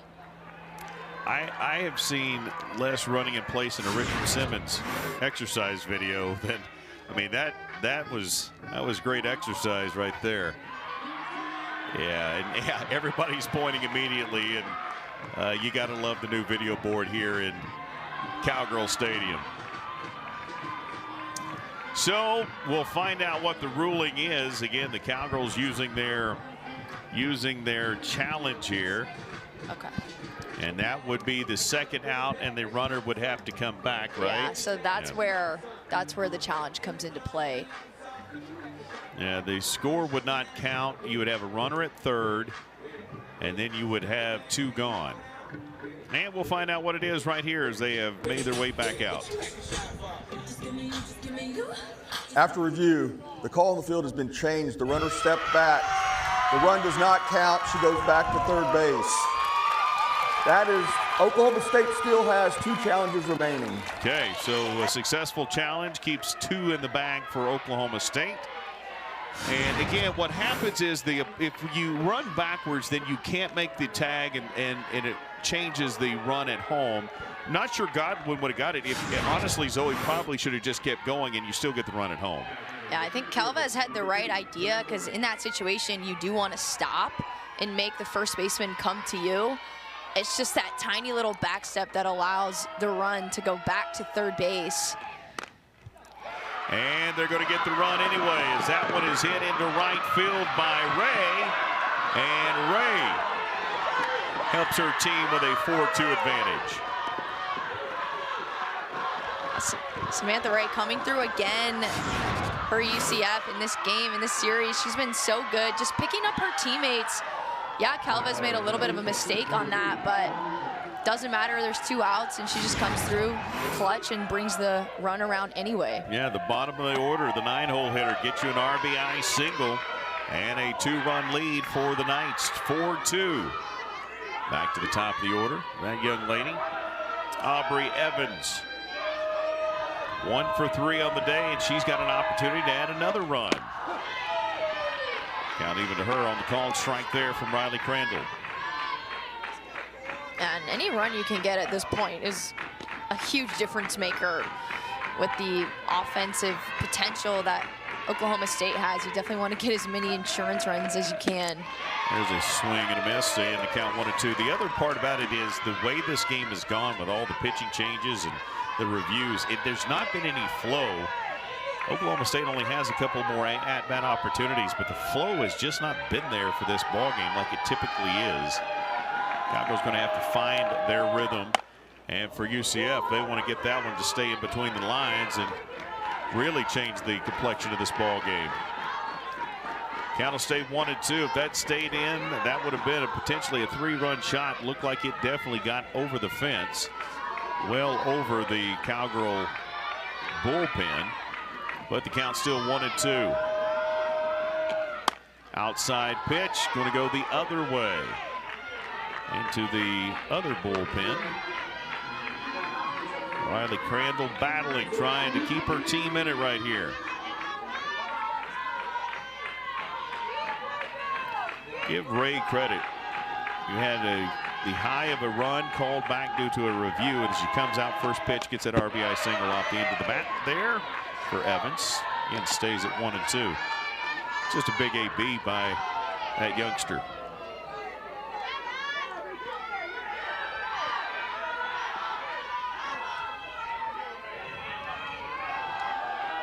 And the 1-2. Do it again. That one is hit into left field. It's a shot, but back in time is Worsup, who is back in left. And the Cowgirls give up the run. They got some work to do on the offensive side. This is Big 12 softball on ESPN+. For Oklahoma, our score 4-2, UCF on top. UCF batting .417, 10-25. Cowgirls 176, 3-17. And Rachel, all of those hits are coming with 2 outs, and so that's been good. It's where they got a couple of runs. They need to get some production earlier in the inning. Yeah, Oklahoma State has done well with 2 outs. I know yesterday in that bottom of the 7th did all of that work, loaded the bases with 2 outs, and then ultimately won the game with 2 outs in the bottom of the 7th. So you like to see Oklahoma State get a leadoff batter on base and actually make some things happen earlier in the inning. It just gives you more opportunities to score runs.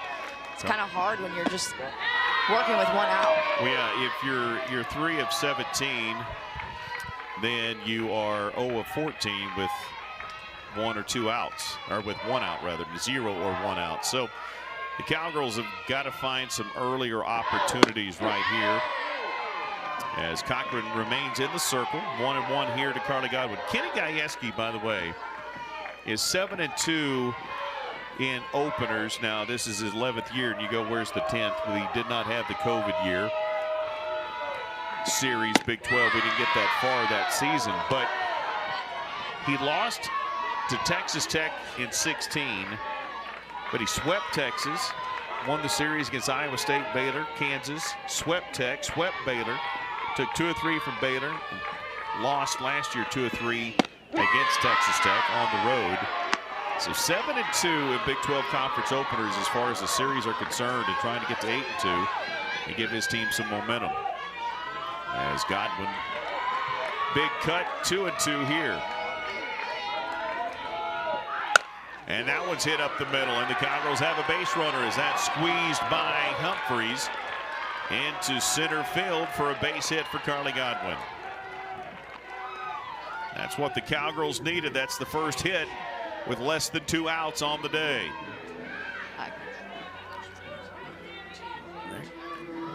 They're going to bring in a pinch runner, are the Cowgirls. That would be number 13 for Oklahoma State, Libby Jake Hughes. And we're going to have a young lady coming back into the circle, it would appear. Isabella Vega, right back out of the dugout. So they've used 4 pitchers, but have had 4 changes. That would mean 5 pitchers, but one of them's re-entering. Vega started, and Vega is going to come back in, warm up. And again, this is coaching in a very interesting way, and it may be absolutely a great chess move. Vega, Miles, Vokun rather, excuse me, Cochran, back to Vega. I mean, if you want to mix up batters, you change pitches, or you change pitchers. And there's what you see today. They have really mixed it up today. Yeah, already 4 different arms that Oklahoma State has had to face today. I do think that Vega is their best option for today, and I think that it makes sense to bring her back in, especially now that the Cowgirls have a base runner. Just give her a chance to shut down the offense as she's done most of this series so far. I think that the Cowgirls started to string a couple hits together off of Vega and then mix it up a little bit, bring her back in, see if she can kind of slam the door. So she pitched 2 2/3, so she's had 2 1/3 innings off, and she's back out there. Keeping in mind, Stewie pitched yesterday really, really well, but probably a little sore after virtually a complete game, 6 2/3. And so JQ is at first, pinch running. And the Cowgirls trying to scratch and claw, get a couple of runs to even this thing up. Bat in her hand now for the Cowgirls is Amanda Hassler. Flying out 0 for 1 on the day, back to the designated player role. If you look at it too, the runs that Vega gave up were both unearned, and that home run that Davis hit, that was on an off speed. So if I'm Vega, I'm going in there and sticking with my rise ball. That's been working for her all weekend.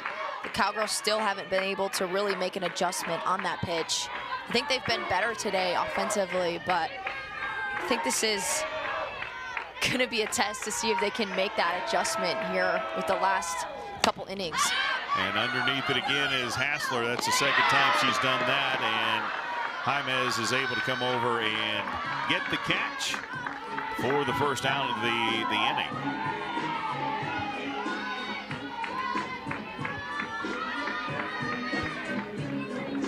Kind of deflating, I think, for the Oklahoma State offense to get another opportunity against Vega and then immediately start off the way they've been going with an easy pop-up to the infield.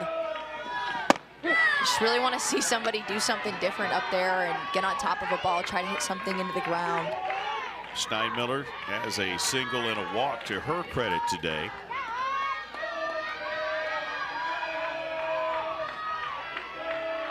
Competitive at-bats, that's what Kenny Gajewski is looking for. And that one hit our window, and that's the second one I understand that is hit this weekend in the press box. Adam Hildebrandt was on the call on Friday and Saturday, and his laptop no better for the wear after that one. I can't believe you didn't reach over and catch that ball. That one's out of the zone, 1 and 2. Honestly, I didn't even see it until it had hit the laptop, or I would have done my best. I mean, right up there to that window right there, came through. That one hit the top of the press box, and they came right back down in front of our window. I just know you've still got quick hands. I'm just a little disappointed to hear the news. 2 and 2. That's why I shut the window. Big point in the game again. You're right. Takes a little bit of momentum away from the Cowgirls with that pop-up, and an opportunity here on the changeup, and stayed back on it is Schneidmiller. JQ will go to third. That ball was bobbled. They're going to send her home.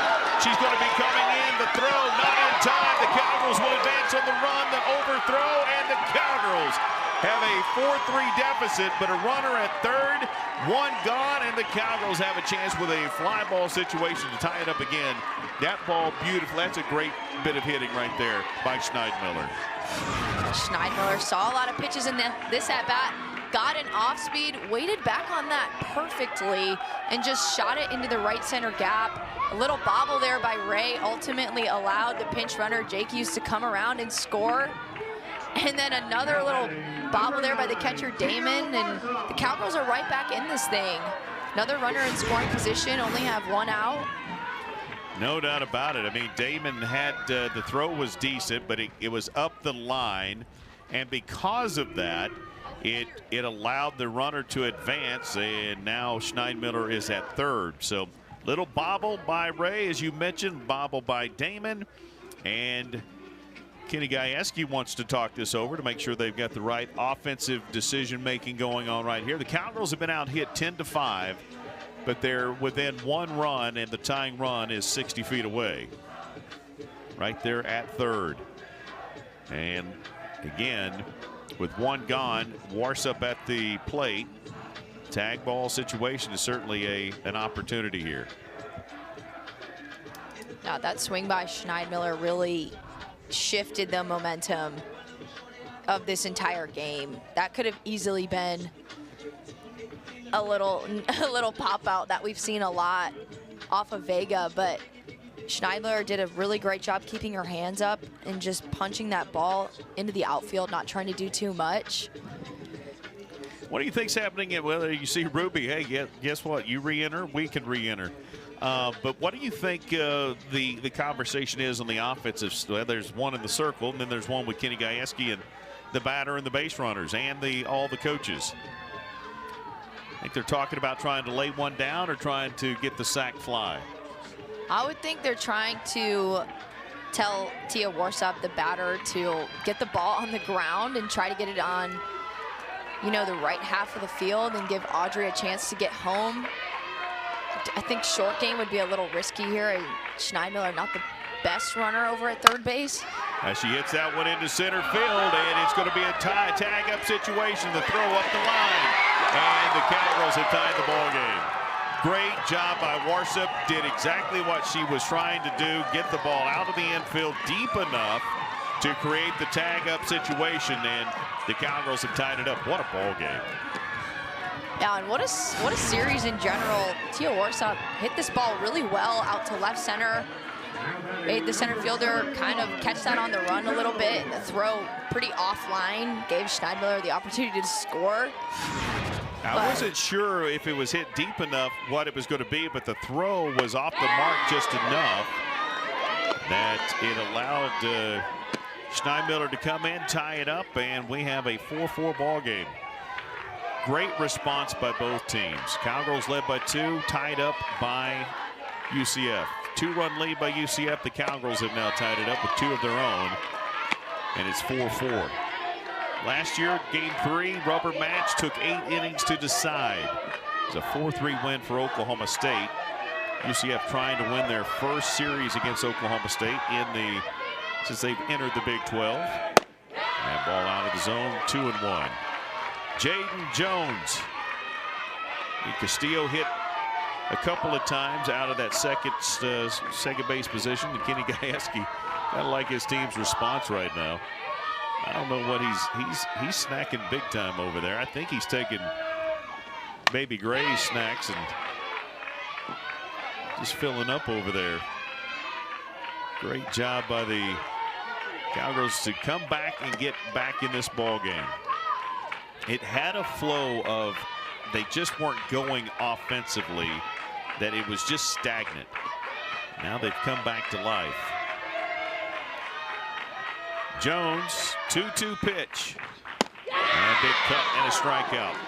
So why not go to the 7th, tied up 4-4. Let the kids decide it on the field. It's been a fun one so far. 2 runs in the bottom of the 6th. We're all knotted up at 4 in Stillwater. Ball game. You enter 21, you re-enter 21, we'll re-enter 66. Cowgirls going to go right back to Ruby Malin to try to help close this thing out for Oklahoma State. And probably a very good move. She's had rest. They've seen a different arm. Kind of the same situation now for the UCF batters. Yeah, both teams here just going back to their ace. I think this is the right move. The UCF offense started to get a couple of runs off of Crandall in the couple innings that she was in. And they were looking pretty good against her. I know Malin had a couple big hits go off of her as well, but I like the finale of this series kind of coming down to the 2 aces in the circle and to see who can get the better of the other team. Mertes right there, big swing. The left fielders had a good day, a double and a single. Again, has home run power. She was swinging to change the score right there, but Ruby Malin got it by her. Ruby calling time, steps back. And again, looking at that wristband. It's not a wristband, it's a watch now. It's electronic. And the 0-1 just outside, 1-1. You've been here for this entire series, but I've kept up with the first 2 games. Glad to be back, have an opportunity to call this 3rd one. And it has been an electrifying game. And there's the 2nd time we have seen that ball get by the 3rd baseman, Rosie Davis, just outside her glove. Down the line, and there's a double for Mertes. Mertes has been so impressive this series. She started today with a double, and now another one down that left field line again. That's getting through all day, and just runs hard out of the box. She's got a ton of speed. She really has been a game changer for UCF in this series and has been doing all the right things. So she is at 2nd, and Sierra Humphreys is in there now. Looks at the first pitch, 0-2 on the day. This is inside, 1-0.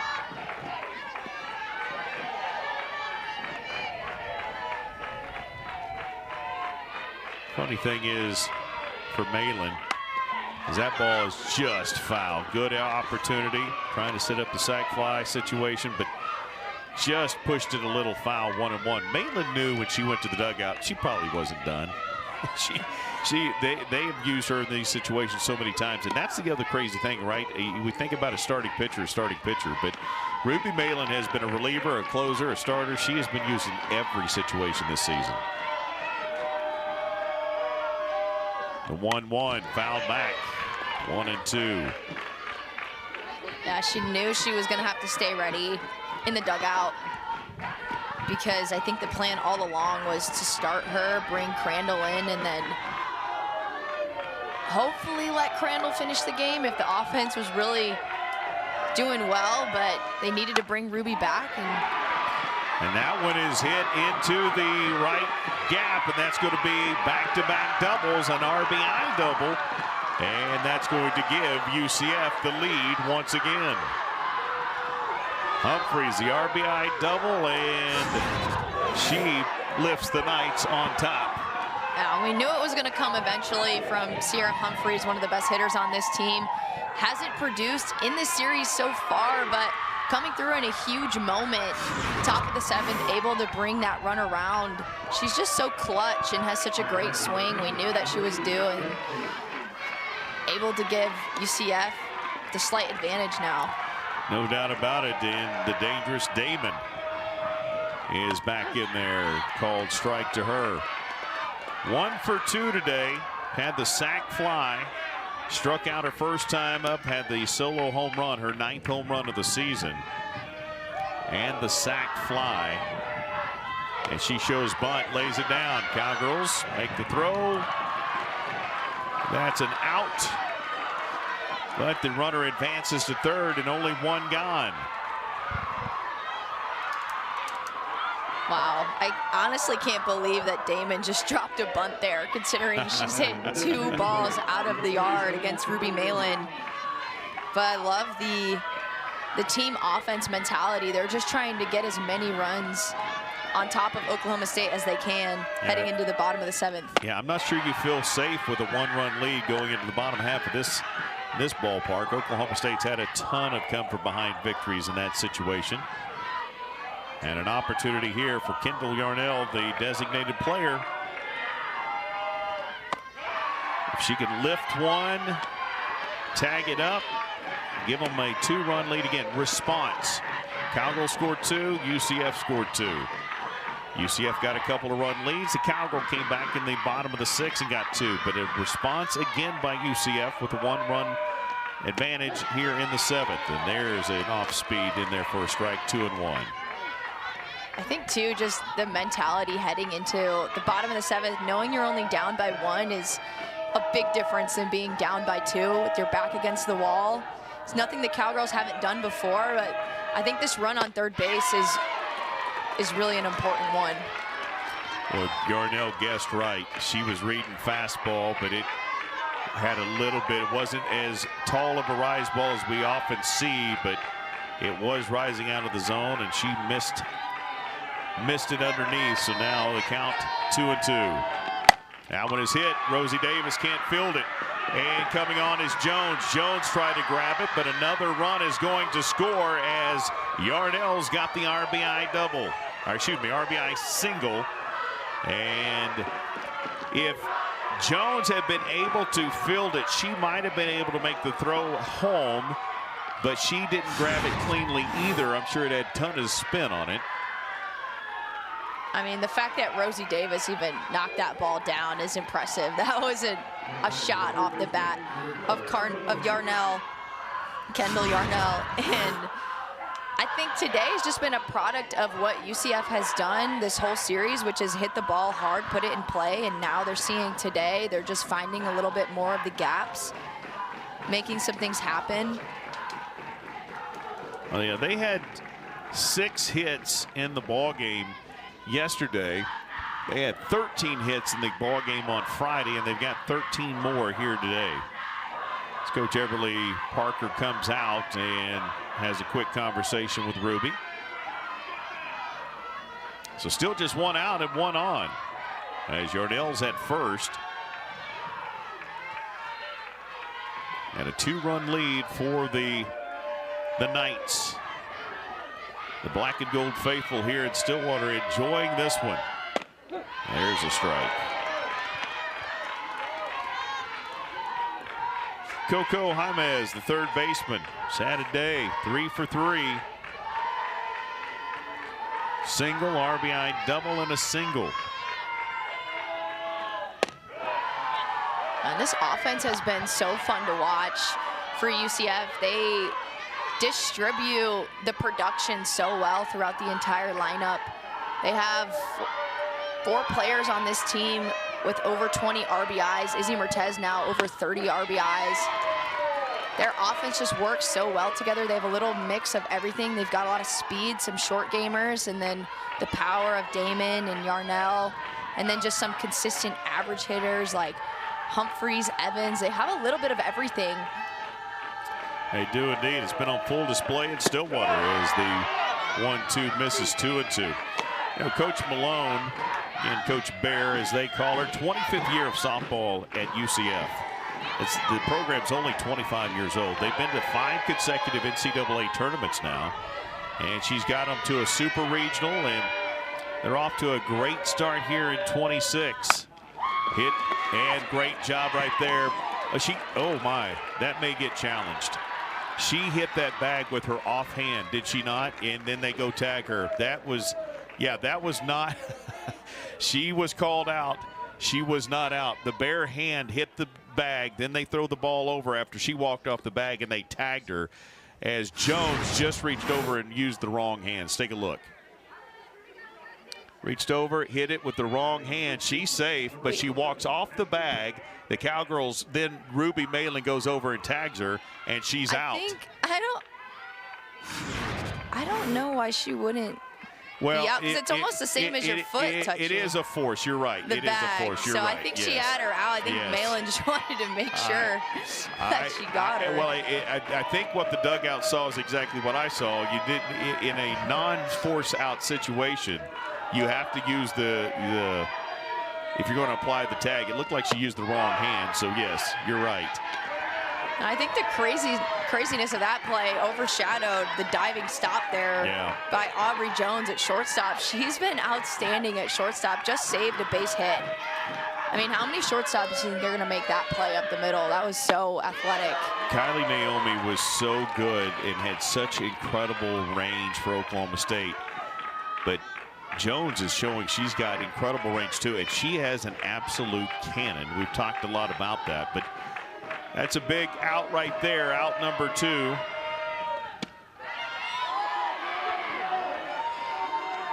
And the home crowd wanted the call there. They didn't get it. 3-1. Griffin.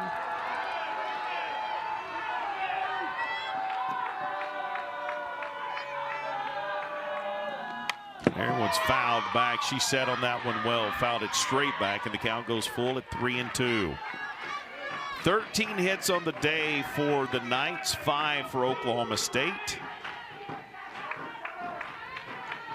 couple of errors by the Knights, but that did allow 2 runs for Oklahoma State, but they've been able to overcome that to this point.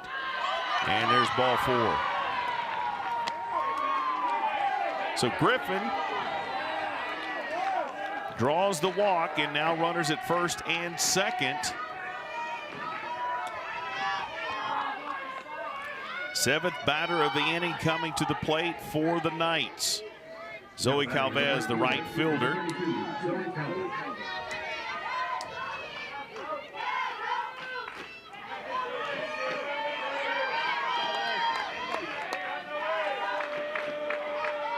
Again, trying to add insurance here in the 7th. Cowgirls down by 2. You'd feel a lot better with 3.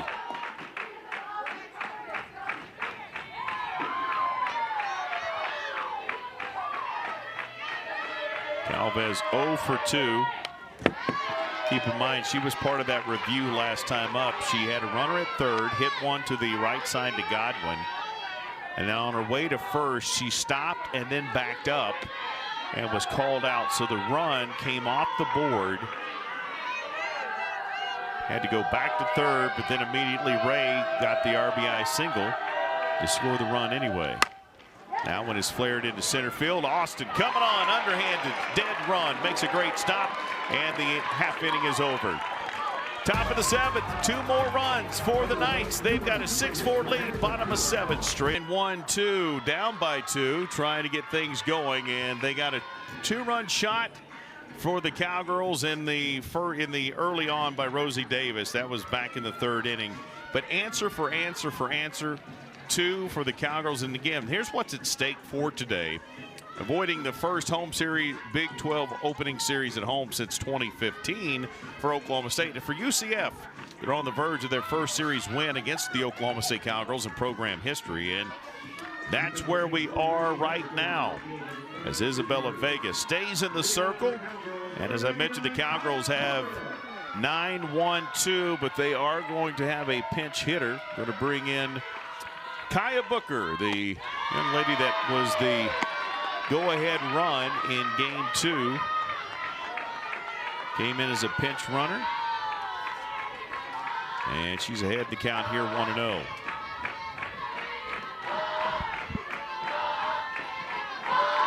Just her 8th at-bat of the season. Hometown is Needville, Texas. I like this pinch hit opportunity for Booker. who's more of a short gamer, slapper type of hitter. And, you know, what they work on every day is hitting the ball straight into the ground. And that's what they need right now, is somebody to get the ball on the ground and get on base. Try to set the table for the top of the lineup. And you get her on, she's got that incredible speed.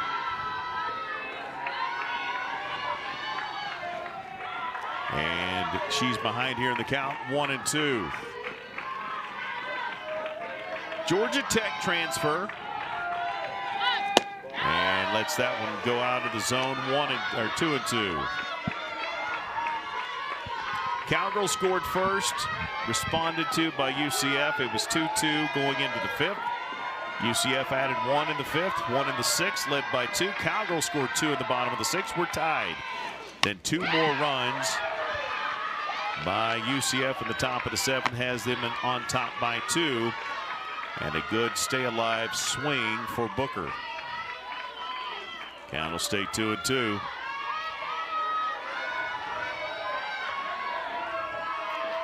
Again, the Cowgirls will flip the order over after Booker. She takes strike 3 for the first out of the ball game. First out of the inning. Great job there by Vega, just attacking the pinch hitter. That was her first time trying to go up against her, but she knew she just needed to stay in the strike zone, and love that pitch on the bottom right corner of the strike zone there. Just kind of freezes Booker, which in that situation can't take that. That's way too close. Yep, did not rise. That ball started where it was going to, and it stayed there. Kind of what we talked about. You got to see that spin. And again, only her 8th AB of the year. Going to take some time for her. JL Austin, meanwhile, 0 for 2 today, but she's batting worth of 250. And she got hit square in the back. Wow, that one hurt. She took one in the ribs, and you could hear her groan as soon as it made contact. Wow, that had to hurt. It's a tough place to get hit in the back there, especially with Vega, who throws hard. But I know that Austin is glad to get on base and to take that pitch, wear that for her team, do anything to get something going, because now the Cowgirls only one swing away from tying this thing up. 100%. Last year went into extras in the rubber match, and Cowgirls trying to keep things going here. Austin starts to take off just to see if they can get the throw. Now the infield will come over, make sure everybody's on the same page. Claire Tim reached on an error. Fielder's choice, did score the run. And it's definitely a kid that can change the game. 5 home runs on the season. Check call down the line. She did go. It's 1-1.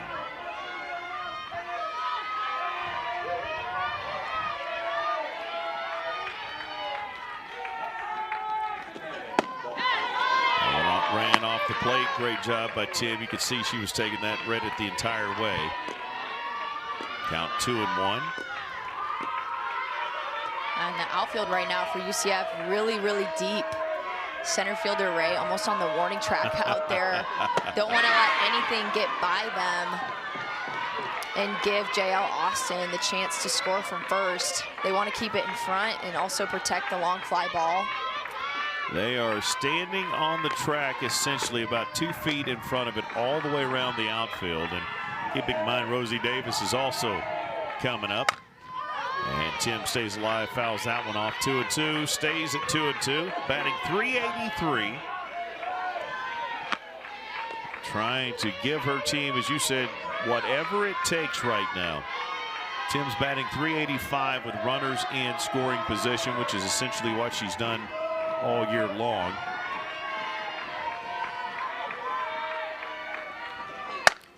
And again, fouls it off. Good AB right here, good at bat.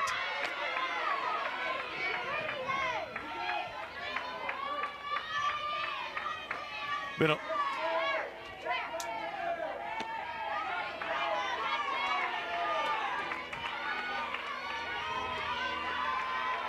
2-2. The drama continues to build.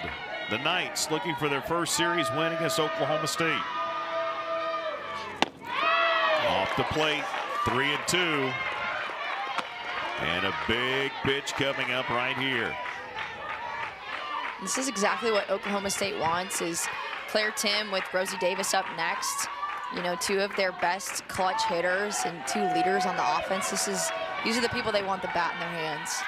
The 3-2, it's hit hard into right field, and the Rounders will hold at second, first and second, and there's exactly what you were talking about. That pitch had to come down the middle to avoid giving up the walk, and this is what happened last time. Rosie Davis kicked to the plate. The table set for Rosie. She took an off-speed pitch on the upper half, saw it well, went up and just smashed it out to left field and gave her team the early lead. The only home run of the series for Oklahoma State. And the Cowgirls put it in her hands again, and now the UCF black and gold faithful a little more nervous than they were a moment ago. And the first pitch of ball. You've got an open bag. How cautious do you get with Rosie Davis? Carly Godwin's waiting next. I think it's amazing, sorry to cut you off there. I just think it's amazing how often we see Rosie Davis in these clutch situations for the Cowgirls. It seems like she's always the one that comes up to the plate when they need a run. And I actually got the chance to talk to her before the season started about her mindset in these moments. And she said she just has to trust her preparation, take some deep breaths, reset, and just stay confident in attack. She has done that very, very well. That one is hit up, and that is going to be, no, it is caught. Yeah, it is caught. I thought initially Damon dropped it, but she did get her glove underneath it, and Rosie Davis not going to be happy with that effort, but again, that's a terrific pitch. She just missed it. Now to bring up the Cowgirls' last opportunity with Carly Godwin. Carly Godwin came up in her last at-bat, got a really hard hit up the middle. She's a player that if she starts seeing the ball and makes good contact, she tends to ride that and can get really hot really fast. 4-hole hitter, 2 on.